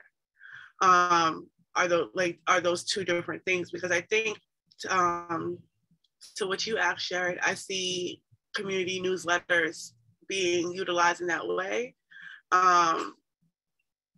So that's just one of the things that I was thinking through as they were speaking. But I think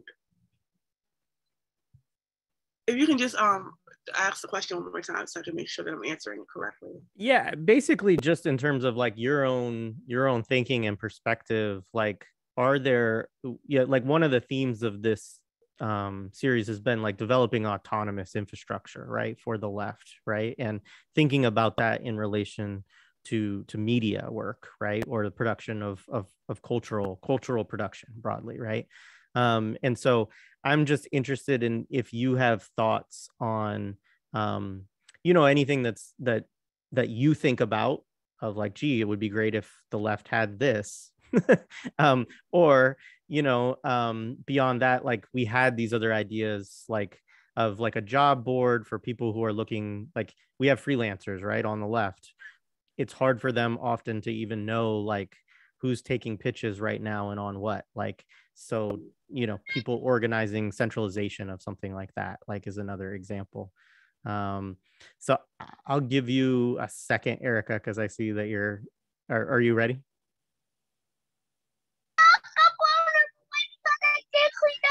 Yes, high five.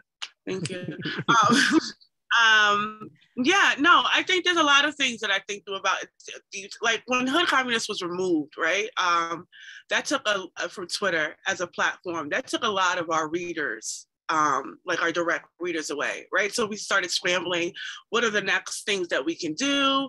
That moved on to bi-weekly political education sessions where we can invite our actual readers to have discussions with us on things that we actually write about.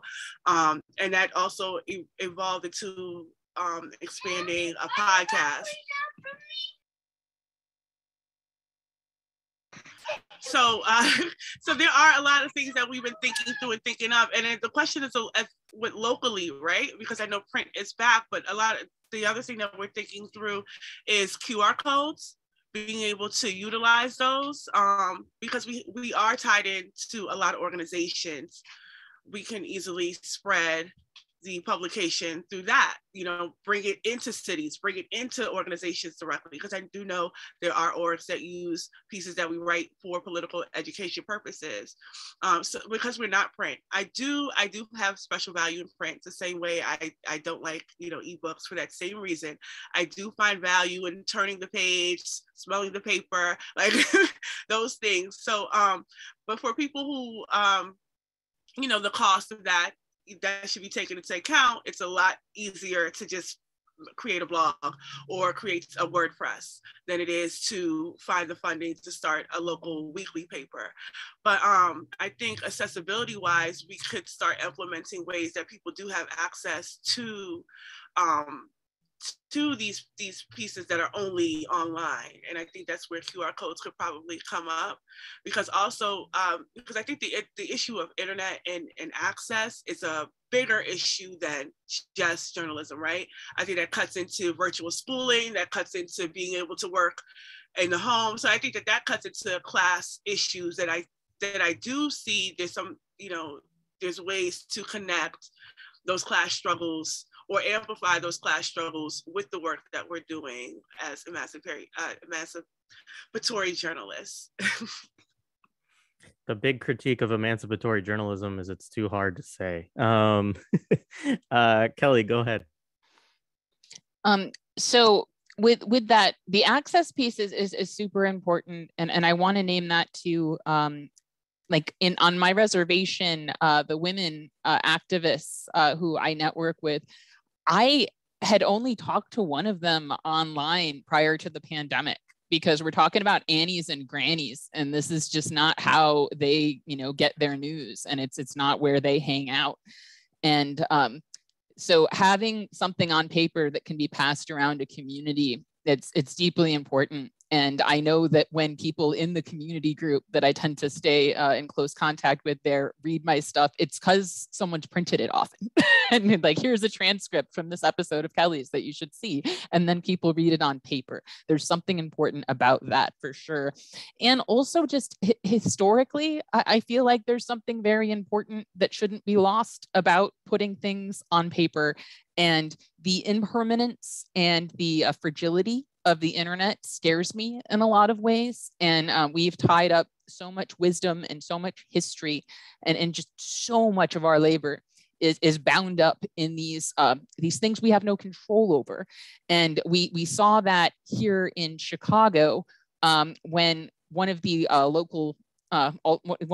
local papers was shuttered a few years ago, and they just shut it all down, like all at once. And I'm stumbling to remember the name right now, but I have friends who wrote for this paper, and suddenly like the years of their career were just erased.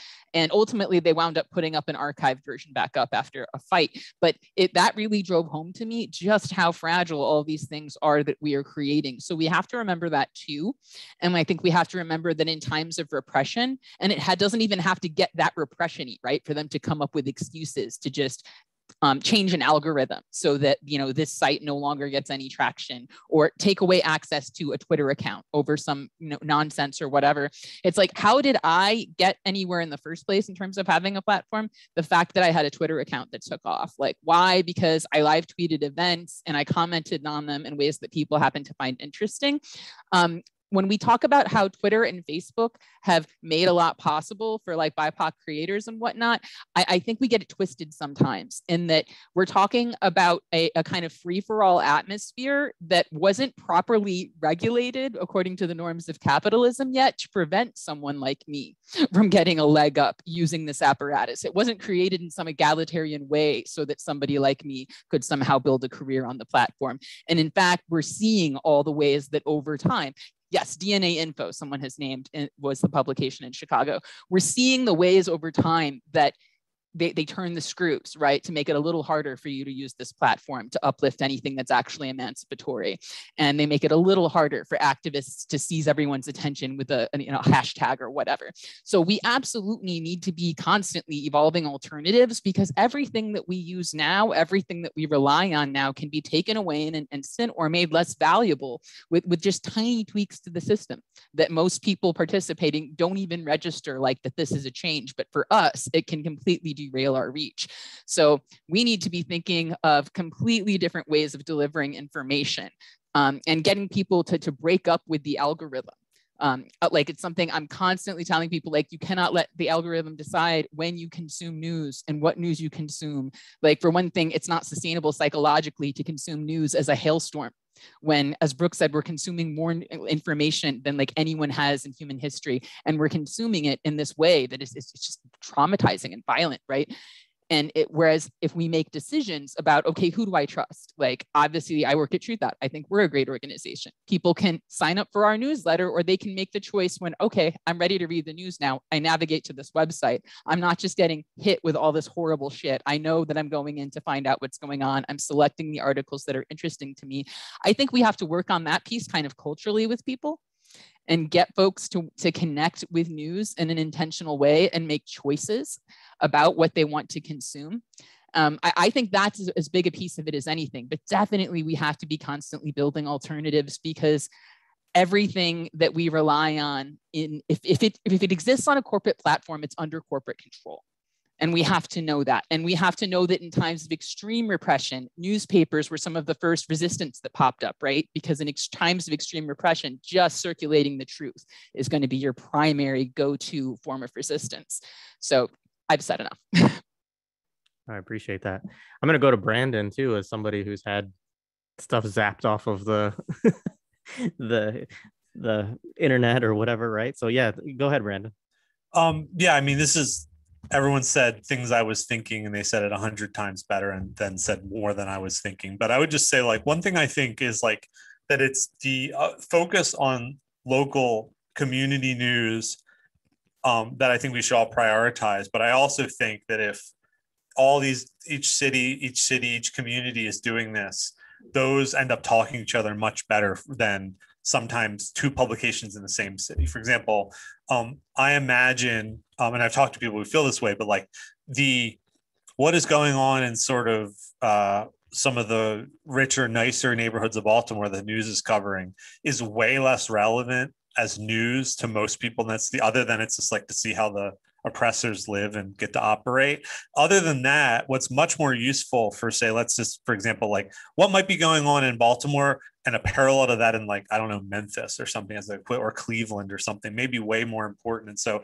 if we all sort of drill in on, if we're thinking locally, it's not the only way to think for news, but if you're thinking locally, if we all drill in on our community or the communities around us and focus on that, I think that could actually start to also help a wire service. That's to say that when you find out that how one other community is doing activism organizing, even if it's 12 hours away, 12-hour drive away, that can sometimes be way more useful to me as a consumer of news as well than something that's happening a mile and a half from my house, because it just it speaks to nothing that me or my neighbors in my community give a shit about. And then I again, we'll just go back to this thing that, like, something I've been really trying to figure out is how do we create funding networks and locating people who are, I mean, they're clearly, I think of things like ProPublica, which I have a lot of problems with. I think or the New York Times, these things that sort of sucked up a lot of the energy during the so-called resistance to Trump. I mean, that stuff was all a big scam, but there is something in that we can learn from. And I think that if we can all start, if there's sort of a pipeline of news between communities in different cities and different states that talks to each other because of shared values and shared experiences, that's much more useful than, say, what's happening nearby. And I think that's just something to really think about when we start to develop, if there were some sort of wire that, like, it would resonate much more just to learn that, like, when I talk about police stuff, for example, the thing that's most powerful when I spoke to people in other cities, they're suddenly like, I did not know that gun planting was as common in your city among cops as it is in my city, or police budget issues. Like, we're starting, I think Twitter can help connect those dots, but I think reporting and locally focused reporting that doesn't genuflect to sort of the national news peg can actually talk to a lot more people than sometimes the sort of focus on how do we universalize this or make it a national facing story. Right on. Brian? Yeah, I mean, I also very heartily agree with everything that has been said so far. I think some of the things, I really like the ideas that are in the question itself. I think some of the things that come to mind are things that have been mentioned throughout the course of this conversation. But, just to take them in stride, I think one, again, we really need to organize and better educate our readers on sort of the media economy and those who are able to give or those who are able to support in ways other than financial, kind of like Brooke was talking about, like taking care of family. Like, I really do think we need to continue to cultivate that. I personally have not just ethical concerns about chasing like big finance grants and big donors. I also have sort of stability concerns with that. Again, you know, I tend to think that we need to cultivate a sense of as many people as we can giving just a little bit and sort of piece by piece building up, because I think it's more sustainable in the long run. It's harder to have the rug pulled out. And I think you're more accountable to your readers that way. You know, again, the other thing, you know, I think in terms of infrastructure is like has been said, I think print or even more largely accessibility in general is a huge infrastructural hole that we have in left media right now. And sort of transcending online and sort of being present and in our communities and sharing our journalism that way.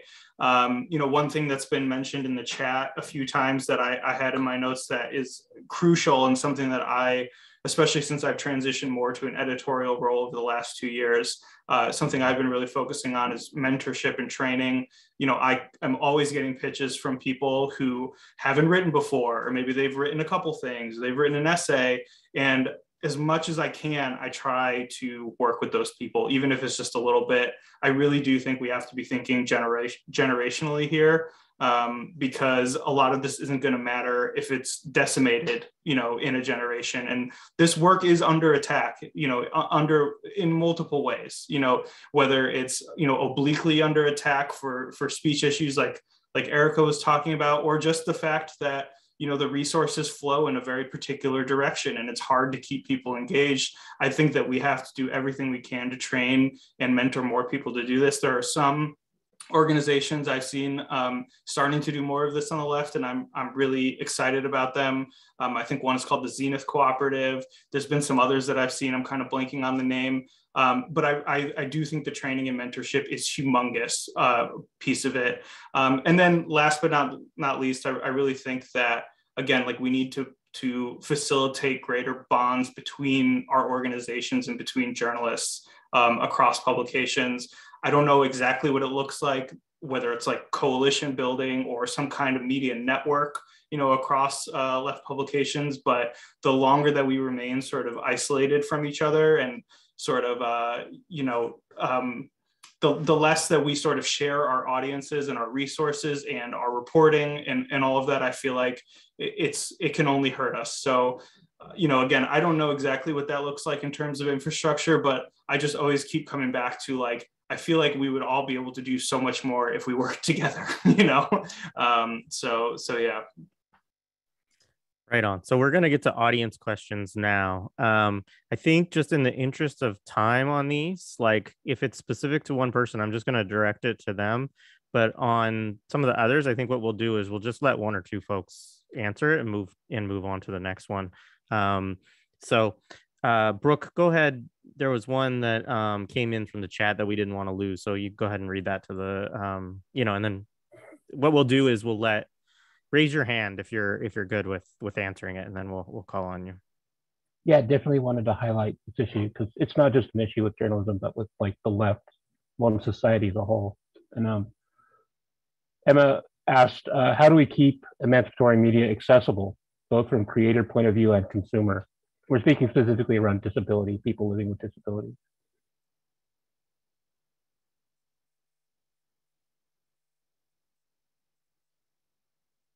Yeah, Kelly, so Erica, go ahead, and then Kelly. Yep. So did we just jump right in? Yeah. Yeah. Yeah, I think that question is one that we were thinking through, especially once we were removed from a major platform, right? Because then it became, well, how are people going to be able to find us? I think a lot of that is just doing what's the word? We do different types of, like if we do a radio show, it's always transcribed. We make sure, multi-formats. Thank you. We do a radio show, we always make sure that it's transcribed. Again, we have now once a month, we'll pick an article that we read out loud on Instagram Live. So for folks who may be struggling with literacy, we're actually reading the article And then we're going on to, here he is, and then we're going on to discussing it the next day with a group of people. So I think we are always trying to find new ways, that not just for accessibility that's determinant on people's abilities, but being able to broaden our readers, broaden our listeners, broaden, the people that we are able to reach.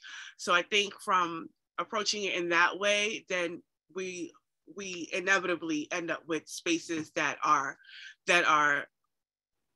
make sense for people with disabilities. Yeah, go ahead, Kelly.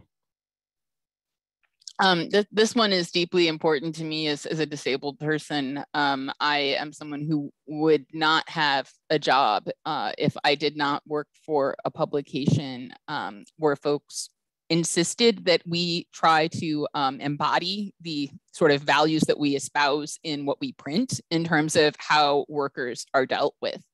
And at the beginning of the pandemic, our management put out the idea that, well, during the pandemic, we have unlimited sick leave, which was great. But, a dialogue evolved around this over time of like, well, why just during the pandemic, right?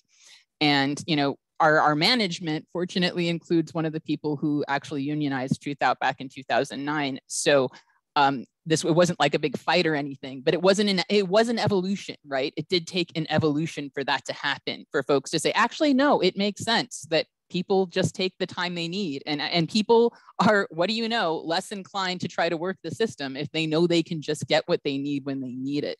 So let's insisting, if we're fortunate enough to work for organizations, insisting that organizations have policies that reflect the politics that we're putting out into the world is a very big deal. I actually wound up getting COVID early on and developing long COVID on top of my other health issues and my disability. So it's been super important to me having that unlimited sick leave. And I know that's probably important to other people at my job who have never bothered to disclose that they're disabled, because they shouldn't have to, right? They should just be able to take the time that they need and contribute meaningfully to what we do. And so I think that that's one piece of it. And I think another piece is it's about the culture of the work and the ways that we look out for each other. I know other disabled journalists and what their needs are in the field, and folks know mine, and there are activists who know me and they know what my issues are. And when they see me at their event, they want me there because they know if I'm there as a journalist, I'm going to cover it in a good and ethical way, and that I care about what happens to everyone there. And so when I was at Standing Rock, in my last trip there, I was there in kind of a dual capacity. I was both running workshops and also there to do some coverage. And there were folks who made sure that I got from one side of the camp to the other. And that was impossible for me at that time with my spinal condition out in the cold. And folks just looked out. So being able to have that community is possible for us, I think, in ways with activists that it is not for the mainstream and should not be for the mainstream. They should not be able to walk into a space like that and have everyone looking out for them in that way. But we can actually build those relationships, and that created accessibility. So I feel like part of it is the relationships we build within the work with the people, in our communities, and also the people we're doing this work with, the ways that we can look out for each other and create access in those ways. And also always organizationally insisting on access as a manifestation of the values that we say we have, because we don't really have revolutionary values if access is not an important issue to us. And I did have to insist at Truth Out on the transcripts initially. The person who I was at first answering to about it did not understand the importance of it and tried to say it just wasn't feasible for various reasons. And I had to be clear that there would be no podcast if there wouldn't be transcripts. And they wanted the podcast. So what do you know? Suddenly it became possible. So we have to be insistent on these things on a personal level too, and say, if you want to put my name on something, it has to embody those values. Yeah, I appreciate that a lot. And yeah, as Erica said in the chat, transcribing is not easy work. And yes, absolutely. This question is for Erica. So what advice would you give someone who wants to do emancipatory work with an org like Hood Communist? So I should clarify, Hood Communists is not an organization. It's a collective of organizers. So each of the editors are in our own prospective organizations, from Black Alliance for Peace to the All African People's Revolutionary Party, etc. And then we all have, local organizing that we do as well. And I think that was a large part with why we were pushed to even have this blog and this platform as Hood Communists, because of the organizing work that we do, and because of the ideas that we were collectively sharing and talking about and discussing amongst each other, and realizing that space wasn't there. But if you're African and you have a perspective, submit it. Hood Communists at Proton. Mail.com. We are always accepting it. If you know Africans who want to write, we encourage it. I know a lot of it is people are nervous about writing, or nervous about their skill or their writing skill. So I know people have lots of ideas and they do want to submit, but they're not, they're not sure, or they're intimidated, I guess they think there's a type of writing. But we're open to all African perspectives. The idea is to get all these ideas out on the table so we can see what's useful, what's not, and build from there. So that's how you can reach out and get involved, or even start your own if you're interested. A group of your comrades could do something similar. Right on. Thank you. Brian asks, do any of the panelists have experience specifically with rural communities? I'd love to hear from anyone who has insight into good models for locally rooted media outside of cities.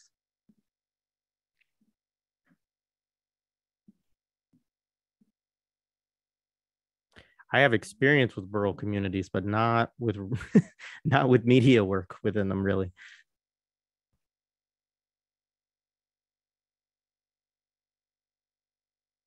I mean, I think it's a good question. I think I guess part of the way I would think about it, Brian, is just like Brian Z, the person asking the question. What I would say is, like, where I lived rurally, there were certain places, hubs, where folks still got together, right? Whether like there was a local market that had a gas station, right? And so my first approach would be, to try to get a newsletter or something, in that space, or to see if you could somehow tap into some sort of local, ideally public, or private and somewhat amenable space as kind of a site where there could be some distribution and connection. But I think it's a tricky problem. I mean, a lot of that is kind of informed. Like when I think about how I grew up, it was just moving from house to house within the rural community and conversations that way and stuff like that. Yeah, Brooke, go ahead. Yeah, I've got a little experience with it, having grown up in Watsonville. And I think like Brian NS, Tom Sinestein touched on it a little bit in terms of when you're organizing or like doing media in like a real small, like local environment, like there's an immediate pushback. So with organizing in small towns, I don't think people in the cities realize like how intense it can be. Like it's one thing to go to war, like in a city where you can basically disappear in a crowd. Like it's another thing, like to get regulated in a small town where everybody's up in your shit. Like, there's very little spaces to go. You walk into the one diner in town and like you get tons of looks, like the whispers, and everybody knows everything. And like the history of violence and basically dirt and fucking chisme and like so-called God, they go deep, and everyone remembers that shit. So it's one thing to be doing it as an outsider. You would have to have some nerve to like walk into that community and just start dropping shit, like, and like not get your windows busted out. If you are a local though, like that's a different level of thing. But in some ways, like some of the problems of organizing and communicating isn't there in the same way like in a local community, because it is really centralized. There's like one little counter or one little town paper, and like there's a laundromat, there's a little library, there's like one or two little parks, and like there's still, I wouldn't say there's like guaranteed to be a community, because I mean that word can mean almost anything. Plus, like rural areas have really been blasted to shit, just as like cities have been, either with dope or like economic, displacement or like rent or violence. But also like at least here, if you're going to organize rurally in California, you need to be bi or trilingual too. Like it's one thing, like I should amend that statement. There's a town paper in English, and then there's basically the informal news network that's in Spanish that everybody knows, that either like hinges around like the county or like the multi-county, like Spanish speaking like news station or radio, and like radio is still important in like rural areas. It's really important, but it also has like a lower threshold of like getting on it. Like you can get onto like a college radio station in the Central Valley and reach like 500,000 people in like 6 different counties, So I don't know. I would like to talk to other people in rural counties, like what they've actually done, but like it's a different problem set, but it's also like you really got to be from there to like do it. Or at least like, marry or like, know somebody that knows the landscape, or else expect to be checked, Yeah, that's good. I didn't have half our rural. I mean, rural is different. Every rural is different too, to a certain degree, right? So I would say like there was no laundromat when I grew up, like, so like that, those types of things, and then there's often like the local town, right, which is where the paper might come from. But if you're outside of that landscape too, then it's a whole, so yeah, it has its own layers of complexity. So what are advantages/disadvantages to doing journalism as its own thing, as opposed to only working to get word out directly from about organizing efforts? Great. So anybody want to tackle that one? Yeah, Brandon, go ahead. I think that it's one way where journalism can be a separate arm of the same intentions, even without necessarily being explicitly as an organizer, this journalism is facilitating the organizing, but just like it simply creates another vessel for that information that also, it's something I'm really becoming more comfortable with, is like oftentimes we know that like the corporate and mainstream press is just laundering the opinions of other people. And there's a way to do that more ethically by engaging with them. But I think that's actually really helpful. And when organizers can trust journalists, which I understand why they often don't, nor should they always, but if they can create that, it also just allows those ideas to kind of exist as another lane. Again, it's kind of what I was sort of saying about it's the micro version of the macro thing about like trying to get something in the time, kind of trying to get some radical shit in the Times once in a while. It's the same thing that like the journalism can sometimes mediate that and get the ideas of the organizers to people that wouldn't necessarily immediately listen to organizers, or just don't. Their grammar for understanding things remains a newspaper or a website, and not someone knocking on their door or someone deep canvassing or whatever. And so I think that's something to think about for journalists and then for organizers. Like I think the journalists need to sort of be genuflecting to the organizers and not the opposite way around. The organizers needed the power, but like there is a way that they can facilitate each other to some extent. I mean, I would say that locally, for me at least, like some activists started to be like, okay, Brandon kind of gets what we're doing and like takes us a little more seriously, and he's read some of the books, so he's not as clueless as the sort of daily paper. That's sort of enough, and that shouldn't be enough, but there's a real opportunity there to then sort of present these ideas through in a different container of news that can help both inform people and can also facilitate stronger organizing. Yeah, that's an interesting, I appreciate that response a lot, Brandon, because I mean, it gets somewhat to, I mean, some of what you're touching on is like this very problematic area of like journalistic credibility, right? And like who as a journalist gets to present ideas in certain publications, right? And, you know, is able to navigate those spaces. And I think that like both you and Kelly, you know, have some experience, you know, with that kind of stuff on kind of larger publications. And it's a tricky thing, because in some ways part of what we're saying in this course is like fuck credibility, but at the same time, like with that at the same time then does come like this sort of like, it gets more insular, it gets more, you know, preaching to the choir, and it kind of can close things out. So yeah, Kelly, your thoughts? In terms of like, you know, journalism, like, you know, doing something like for the money versus, you know, for what it means to you, I would say that very much for the money. I mean, God, I just think about what this work costs us. And particularly if you're reporting on things that are important to you and things that are going to hurt, right, as you dig into the truth of this thing, and as you, you know, experience hearing other people's stories so that you can uplift them. Like there's so much pain if you have a lot of decency going on, which if you're sitting here, I imagine that you are really passionate about these things that are happening to folks. I could never consider doing this as a for the money thing. I don't think there's any amount of money that would be worth wading through this kind of stuff. And also that like the threats. I didn't even mention that before when we were talking about like local stuff. One of the differences between doing local and national stories, in my experience, is the death threats feel more real when you report locally.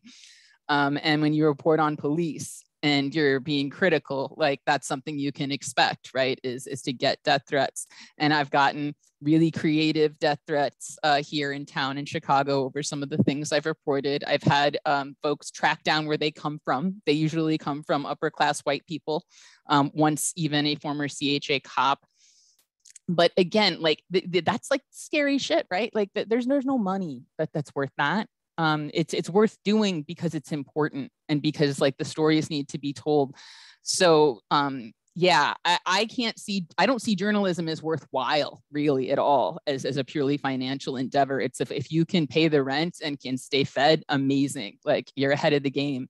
But in terms of if I were looking for a way to pay my rent like reliably, I wouldn't normally expect this to be it. And I'm not sure I'd want it to be it, because it's also a really hideous industry in so many ways that I've gone long blocks without publishing anything freelance. And I like being able to do that. It's good to be able to step back from it sometimes, because it's a decay. It was already an awful industry, but it's just decaying. It just gets more exploitative, like the rest of the economy, right? It's just getting increasingly more exploitative of freelancers and of workers in general. So as much freedom as you can give yourself from being beholden to all the norms of the industry and the way that it works, the better, absolutely. Yeah, absolutely. And Brandon, I see your comment in the chat too. And totally, I wasn't meaning to side, track what you were saying, because I think that there is absolutely something to what you're saying there too, in terms of reach and in terms of, just being able to, and like what you're saying, I think that building relationships with organizers and activists and being in touch with those communities, that's something Brian Sonnenstein and I have talked about quite a bit over the years. It's like, if you're going to be reporting on something, like you have to build relationships with your sources, and you have to understand, and, and there has to be trust built there. So absolutely. So another person wrote, I have a hard time writing out my political thoughts. I can't seem to put it down on paper. Any tips on improving that? So this is kind of a writing / political articulation question. Brian, sorry. I have a brief thought on this, because this is just something I think about, sort of how we sort of gather our thoughts and feelings about things in order to articulate them in ways that we think are fair. I think, you know, I guess talking about community can be really cliched, right? But I really do think that if you're trying to do a lot of reading and like educate yourself on a lot of things and develop opinions on your own in isolation, you're necessarily going to have a hard time figuring out how to put it down into words. I think that doing this work in community means that you are talking about these things, you're pushing back on each other, you are sort of refining the way that you talk about something because the way that you presented it the first time, the other person, you know, disagreed or didn't hear it right, and you need to change. You know what I mean? Like, I think that a lot of that filtering and honing happens in conversation with others and less when you're sitting there in front of a document or a piece of paper.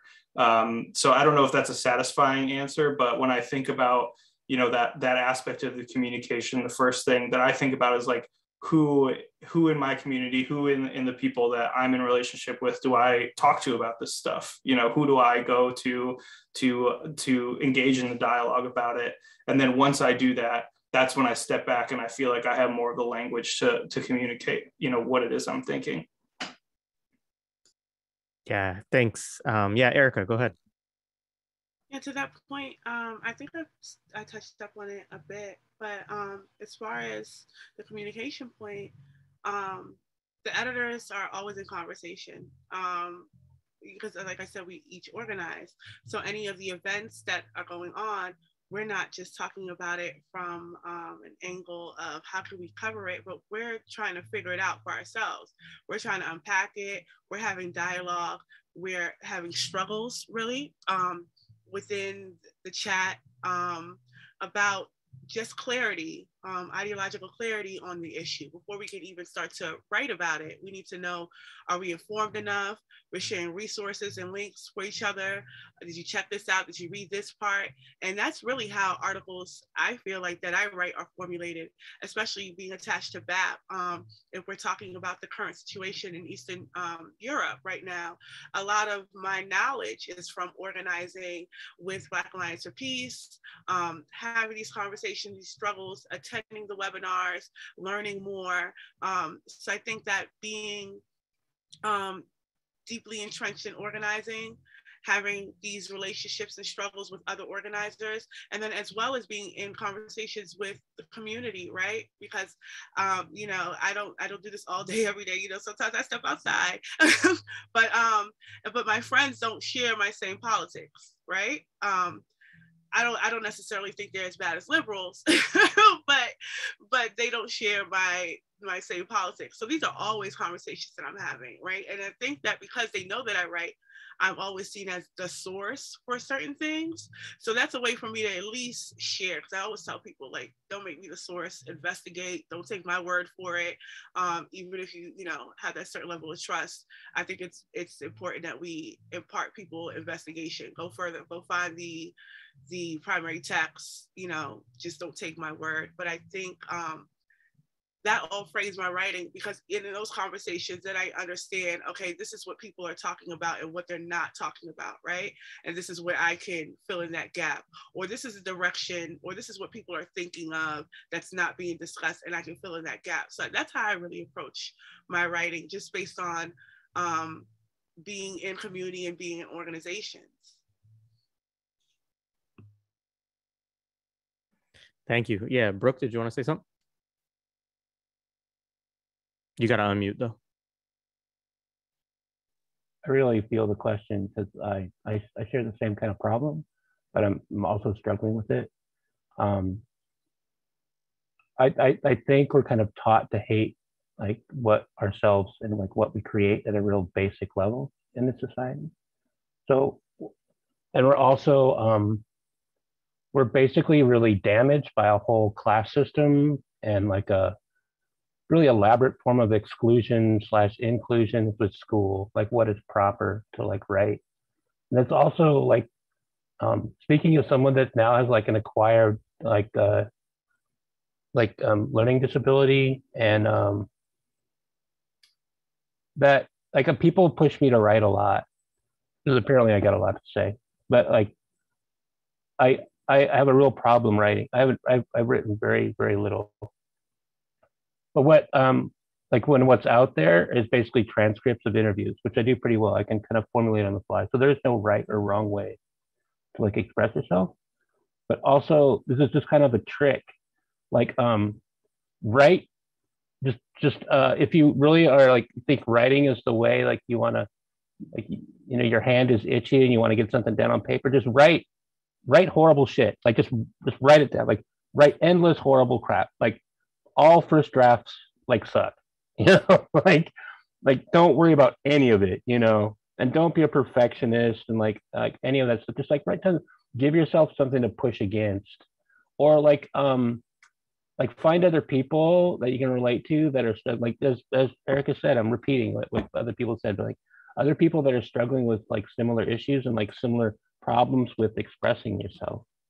Because like there's this like we're not only taught to like hate ourselves and like hate what we create at a basic level, we're also just really where there's a real horrible problem with like ability / disability like in this country, and like neurotypicality, like that there's a correct way to be wired, you know, and there's a correct way to live. And like a lot of that is really like culturally, you know, based too. And like, you know, so like you have to overcome this. Sometimes it takes tricks, you know. Sometimes it's useful to like the first trick is just write garbage, just like and this garbage and like improve it if you want, or like pick out the parts and then like give it a day or two and come back to it. Or write the rebuttal. Like, you know, you can't like compose something from scratch. Like there's like what set you off in the first place, like you're just losing your mind on like this horrible BuzzFeed thing, like you wanted to rip to pieces. Then like rip it to pieces, write the review of that thing, you know. Or like you don't need to be, it doesn't need to be on paper. Like if you're wired to speak more thing, or like even draw pictures. Like if you want to just like voice record on your phone, do that. If you want to compose on Post-its, do that. You know, it doesn't even like matter. There's no right or like wrong way, you know. Like I love outlines because like Brian threw it down there, like I'm a list maker, so I love kind of the outline thing that helps me like get over myself, you know. And I can write any piece, like, you know, also like if dedicated being a writer, like figure out what you need in terms of physical environment and like and how to do that, and you just don't expect to be good at it right away. Like that's also kind of a really kind of immediate consumption, really kind of a really American, you know, kind of like foolishness. Like you expect it to be meaningful and perfect right away and be at waist height and all clean and fucking nice, and like that's not how life works, you know. So it's going to take training, you know, and maybe like you need to put headphones on to write, or basically you carry a pad because like when you're on the bus or something, then you write it there. So listen to yourself rather than other people, and we love you. Love yourself. Right on. All right, we got 2 more questions I want to try to get to, and then we'll close it out. So, and then I want to say to the folks in the audience, in case more of you log off, which is totally fine, but we will be sending out like kind of a feedback form after this, because we do want to get thoughts on things people want to do next, what we did well throughout this, what we did not so well, etc. So this question is from Janani. What are y'all's thoughts on increasing journalistic / storytelling capacities in oppressed communities that also rightly see journalism as a vehicle of surveillance? Would love to hear from folks on this, because I think it is a very real issue. And I'm sure a lot, you know, probably everybody's encountered it on some level. So, yeah. I'm sorry, Janani. Is that better? All right, sorry. Thank you for correcting me. Can you read it one more time, Jay? Yeah, I will. We'll start with Brandon, but it is, what are y'all's thoughts on increasing journalistic / storytelling capacities in oppressed communities that also rightly see journalism as a vehicle of surveillance? So it's kind of this 2-pronged thing of like, you know, so yeah, Brandon. I mean, I think it starts with like extending the kind of, again, I'm just going with the larger problematic structure of like J school fueled journalism, which provides anonymity, or protect sources of a very specific and narrow sort, and sort of bring some of those practices more out in the open and clear. And that, again, working at Alt Weekly and then the kind of work I do, and a lot of my reporting has to do with people who use drugs, people who are operating in the underground economy. And so I'm always approaching them from the perspective of like, here's what I'm going to do. Here's a really quick example. Like I covered a expungement clinic for just cannabis charges in Baltimore, and there were 2 other reporters there, and they were just interviewing all these dudes that were there, and what's your name, giving the full name. Like these people are literally there to expunge their record for a cannabis charge, which should not exist at all.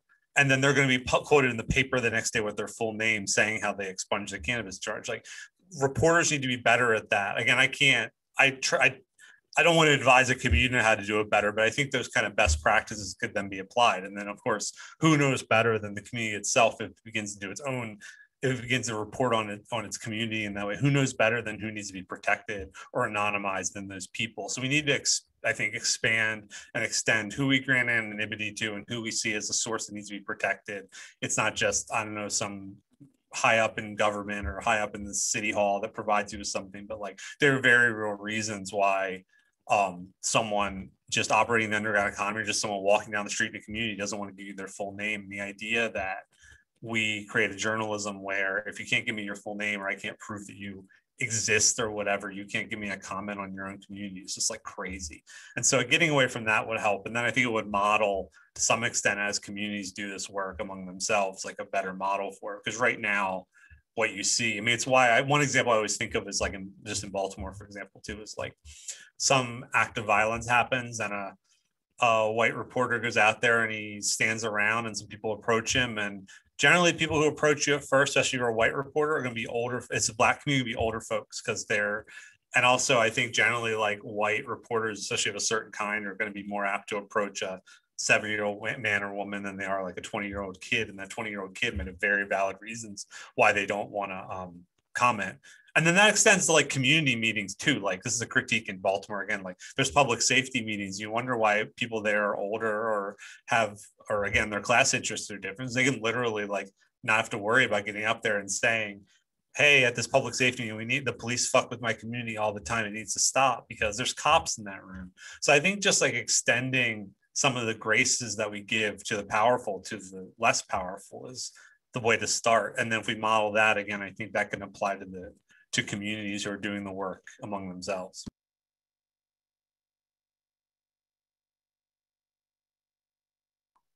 Great. Yeah, Kelly, go ahead.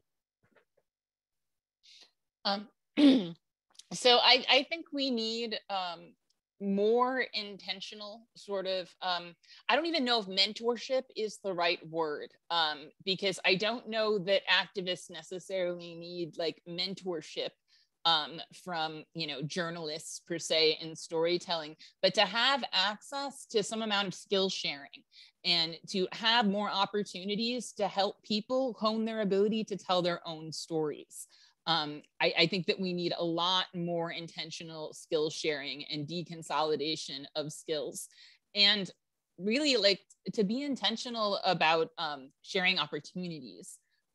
Like it's been very important to me when I get asked to write something to interrogate if I know of somebody better who should have gotten that offer. And if I do, to say like, have you reached out to this person? Are you familiar with their work? And for us to have that kind of ethic about looking out for each other. And I know people have done that for me. So for that kind of ethic to exist, I think helps bring new people in and helps bring people in to speak to what's happening in their own communities more. So that requires a certain practice on our part. But I think that we can, work with community groups more than we do. And I think we can be more intentional about trying to say like, here we are, and here are the things we know how to do. If you want to try that stuff and like talk to us about what that feels like or what we see, or what that looked like when we had that problem with the audio, then we're here for you. Like there needs to be more of that. And if we get more of that, we're going to get a lot more stories preserved about what resistance looks like in communities. And that's not just important for the historical record, but it's important for like our survival. right? Because all of these larger struggles that are unfolding in really obvious ways are like amplifications of much smaller struggles that people have been surviving for forever, right, in this country. So we need those histories preserved in order to help us all survive. So I see that kind of work as survival work too. Like we need to get out there and help people figure out how they want to tell their stories and how we can contribute to making that preservation happen. Great, thank you. Brian.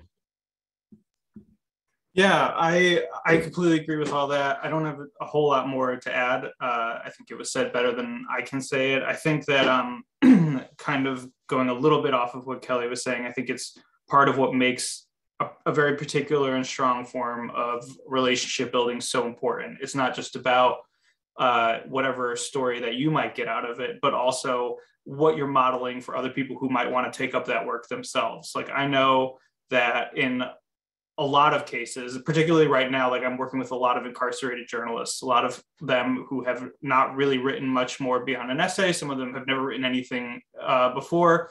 But the thing that I hear from a lot of people who reach out to me who are looking for this kind of skill sharing or building of capacity is that the first thing that they did was check me out first. They wanted to see the work that I was doing. They wanted to talk to me and see how I was treating them, because I do think that like 9 times out of 10, it is horrendous experiences that people have with media, particularly when we're talking about local media. I mean, I think a lot of people have extremely traumatic experiences with local media, particularly because of local media's relationship to law enforcement. So nothing really more to add than that I think that part of the work that we do in building relationships is also about sort of modeling and cultivating sort of that interest and sort of the understanding that, again, this is an instrument that can be used any number of ways. It doesn't have to be used in a harmful or surveillance fashion. We can really do it in any number of ways. And I think engaging with people who are trying to do that and struggling through the contradictions and the challenges of it is part of how we help create the space for it. Great. Yeah, Brooke. Yeah, just want to emphasize that everyone really said the stuff that was on my mind, said it really well, except that there's something of value to a beat reporter or someone, you have certain relationships in different areas. And to basically, there's this myth that people get in J school or from, all the President's Men, that there's like this general service reporter that should be able to parachute into any situation and by their wiles and charm, basically extract the story and get the scoop. This is literally basically a retelling of like the oppressive nature of like white citizenship, that you basically have an open ticket to walk into any space around and basically walk around like a Roman citizen free from repercussion. And like I can tell you in Oakland, that shit is not going to fly. Like not at all. Like you are rightfully like enemy. You got to earn the right to speak or even ask a question. And like you should be treated like the enemy because you are, because there's a power relationship going on. And like with organizers, it's always a power relationship. It's like, what do they need me for? And like, what do we need them for? So like, if we don't have that trust, we're not going to cooperate with you. Like even as an organization, we're not going to pay that price. And like, and especially dealing with the inside with folks that are like imprisoned or on the street, like, again, what like Brandon said, like, it's part of like what Himanshu like laid out in like the initial framing of like the different like modes of journalism, like standard pig media thing is like, and like Stuart Hall too, the primary definer and the secondary definer. Certain people are granted like unlimited authority to speak on a story or like sourcing and all kinds of privilege. Everybody else has got to like show their papers or somehow like earn the right to be like represented in a paper. And fuck that. Fuck all of that. Like that's the whole purpose of this emancipatory journalism thing. Like that, all that shit needs to burn. Like that whole world needs to burn. So like if you actually care about something enough to report and like write about it, like spend the time to develop the relationship. And if you don't develop the relationship, maybe you're not the person to write about it. Pass it on. Right on. All right, last question. So I've thought a lot about the need for locally focused federation of news hubs, which could facilitate this news wire and maybe possibly give people a more central place to donate their money instead of subscribing to 6 dozen Patreons, as well as possibly unlocking some more institutional infrastructure that may not be accessible to small local hubs. I'd love to hear panelists' ideas about that and what material steps we can take tomorrow to get it started.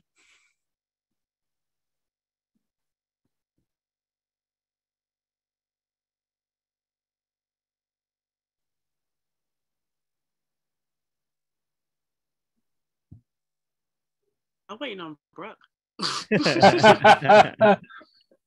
Tomorrow, I'm sleeping in tomorrow. Like, yeah. Brooke and I need a week break. At least. We need a break, man. I think, but like, see, this is the thing, and like, people have also posted links in the chat, like, hey, man, there already is this thing, and it's like, it's a news aggregator site, and it's like, and like, I don't know about the viability of the project, whether it's, there's been like one posted in the chat, like every day we've done this, and I don't know, like, but the ones that are kind of on a really big scale, I appreciate Michael Novick, and hey, Mike, we've met before. Like, he posted one that was like relevant to LA, and I think like starting locally is a really good place to start, and then that federating, like if you want a bigger regional one, like work from there, because like one, like even media market, we don't have anything like that. It's like we have an astonishing, like, stark media desert here for being such a huge market. And I think that's like, those go hand in hand. It's because these heavy hitters with these corporate budgets that basically just stomped everything else out of existence. And also, we're a highly transitory, like, population here in the Bay Area. Like, I mean, I've been here since I was 17, but it's like all these people claiming Oakland, like, on their shirts and like tattoos, here like 5 years, man, and they'll be gone in 5. So that's a really poor base on which to kind of build these projects. We mentioned before in another one of these sessions that maybe the cities aren't the center of the movements anymore, like we think they are. I think that's an open question. And this directly relates to I think people out in the rural areas get the whole federation and the cooperation thing a lot more. Like, here, people that are organizing the Central Valley or like Lawrence, Kansas, or like Southern Oregon, they'll drive like an hour to make a meeting. They'll distribute someone else's shit because they're basically, that's where you find your friends, because they're pretty isolated and they know the value. They really know the value and the survival value of media and of each other, because you're out there in the boonies. And you're also like not distracted by a lot of the stuff the city throws at you. Because when it comes to infrastructure, I think there's a lot more socially to be done than technologically in terms of like developing a federation of news hubs. Because a lot of news hubs, I don't really want to fuck with, because they're like this, it's just more progressive word salad. I don't need more of that. And I don't need any more national news aggregator sites. I really need stuff that's local, and I really need stuff that's situated on like this side of like the barricades of like basically combative, stance toward this system. I don't want to be fucking with fence straddlers or liberals anymore. And I also don't want to be involved with like the subcultural, like self-aggrandizing, like anarchist subcultures, or the revolutionary left things, where basically it's a circle of Marxists all selling each other their own papers. Like, I'm done with that too. So I need something like locally based. Like, we already kind of like natively have a certain, this could really come into being if like we get past the competitive thing, and if we sharpened up a little bit, and we also put aside some labor to make the larger umbrella thing work. It takes effort. It's something you can't do as like a side piece. Someone that needs to focus on it, like that's organizationally, as well as just with media organizations. Someone needs to be focused on like building the bigger umbrella. That needs to be their job, and like make it happen. And they need to bottom line it, And I think the people that do that are really rare, because because oftentimes they're overworked. They're the competent ones that have been around for a while and that also have the critical point of view of what they're doing, and they have the bigger picture, but they tend to be overworked because they're still just like, they're that worker bee, they're the rank and file, like that's still being pushed to produce, you know. And that goes within organizational like efforts too. Like so many of us are completely overwhelmed and overworked, just like one, like helping each other through the trauma of it all, two, like fighting the state and like existing in this really tenuous movement position. Like we're not, our existence isn't guaranteed by funding or legacy or like proximity to power, or any of that shit.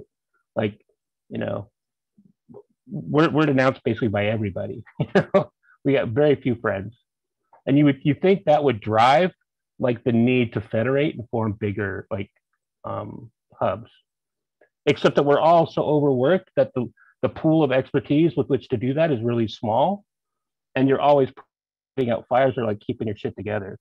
So I don't have a question. I think everyone that's doing a piece of work within these projects, whether it be media or community organization, needs to like step up a bit and get over this whole like, you know, you basically you have to take up stuff out of your comfort zone to enable that person with the expertise that can focus on building these federations and hubs do that thing, because they're ready to do it. Like I'm trying to build a prisoner solidarity groups, and luckily I got a crew enough behind me that like will take up, I have to put aside some work. I had to put aside correspondence with a lot of people inside just so that I could focus my emotional and my like intellectual energy and time on this national network, you know. So like I think it just does, it needs to be made a priority, not just intellectually, but like in actual time, in actual space. And you need to let the people, not anybody's going to do this. It takes a certain type. So you basically need to hold them up and like let them do their thing. Yeah, I mean, I think that's a great way of putting it, and it frames it back into a question of organization ultimately, right? You know, because I think that I mean, the good news is I think there's a lot of great ideas that have come out of this. There's future collaborations that will come out of it. I know I've already had conversation with Jared Ball about like, you know, doing some more stuff or thinking about projects together. And so I think, you know, hopefully my hope is that this particular series is like more of a symptom of where a lot of folks are at right now in terms of like wanting to figure out how do we collaborate more effectively, and how do we kind of like, you know, start to federate and cross-pollinate and kind of mutually support. People already do that, right, in different ways, a lot that is often unseen. But I do think that you know, that is a direction that needs to happen.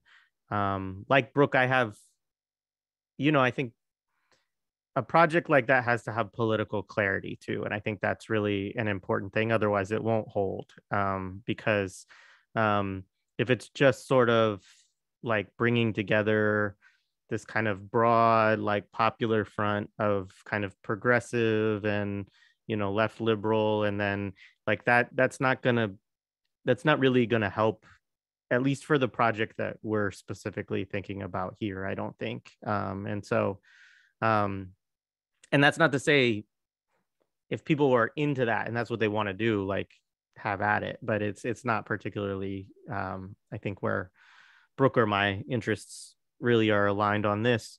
But I do think, you know, when we think about these 4 sessions in totality, and really looking at this work, and we'll, just for folks, if you miss some, I mean, we have them all recorded. We are going to publish this stuff so that folks will be able to go through the series. And if they missed any of the readings, we'll have the syllabus out there and stuff like that. But I think, you know, these are important questions. Is obviously we need to build more left media infrastructure.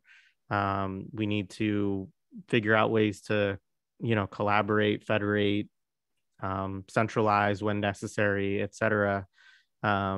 You know, and I think part of it is you can support, there are like Black Power Media, I think, is a good example of a platform that has like a lot of different creators on it that you can centrally support. And then there's ways if you want to individually give to certain folks, you can. But I think those types of projects are very important, because I think that we can get caught in this, in very siloed, like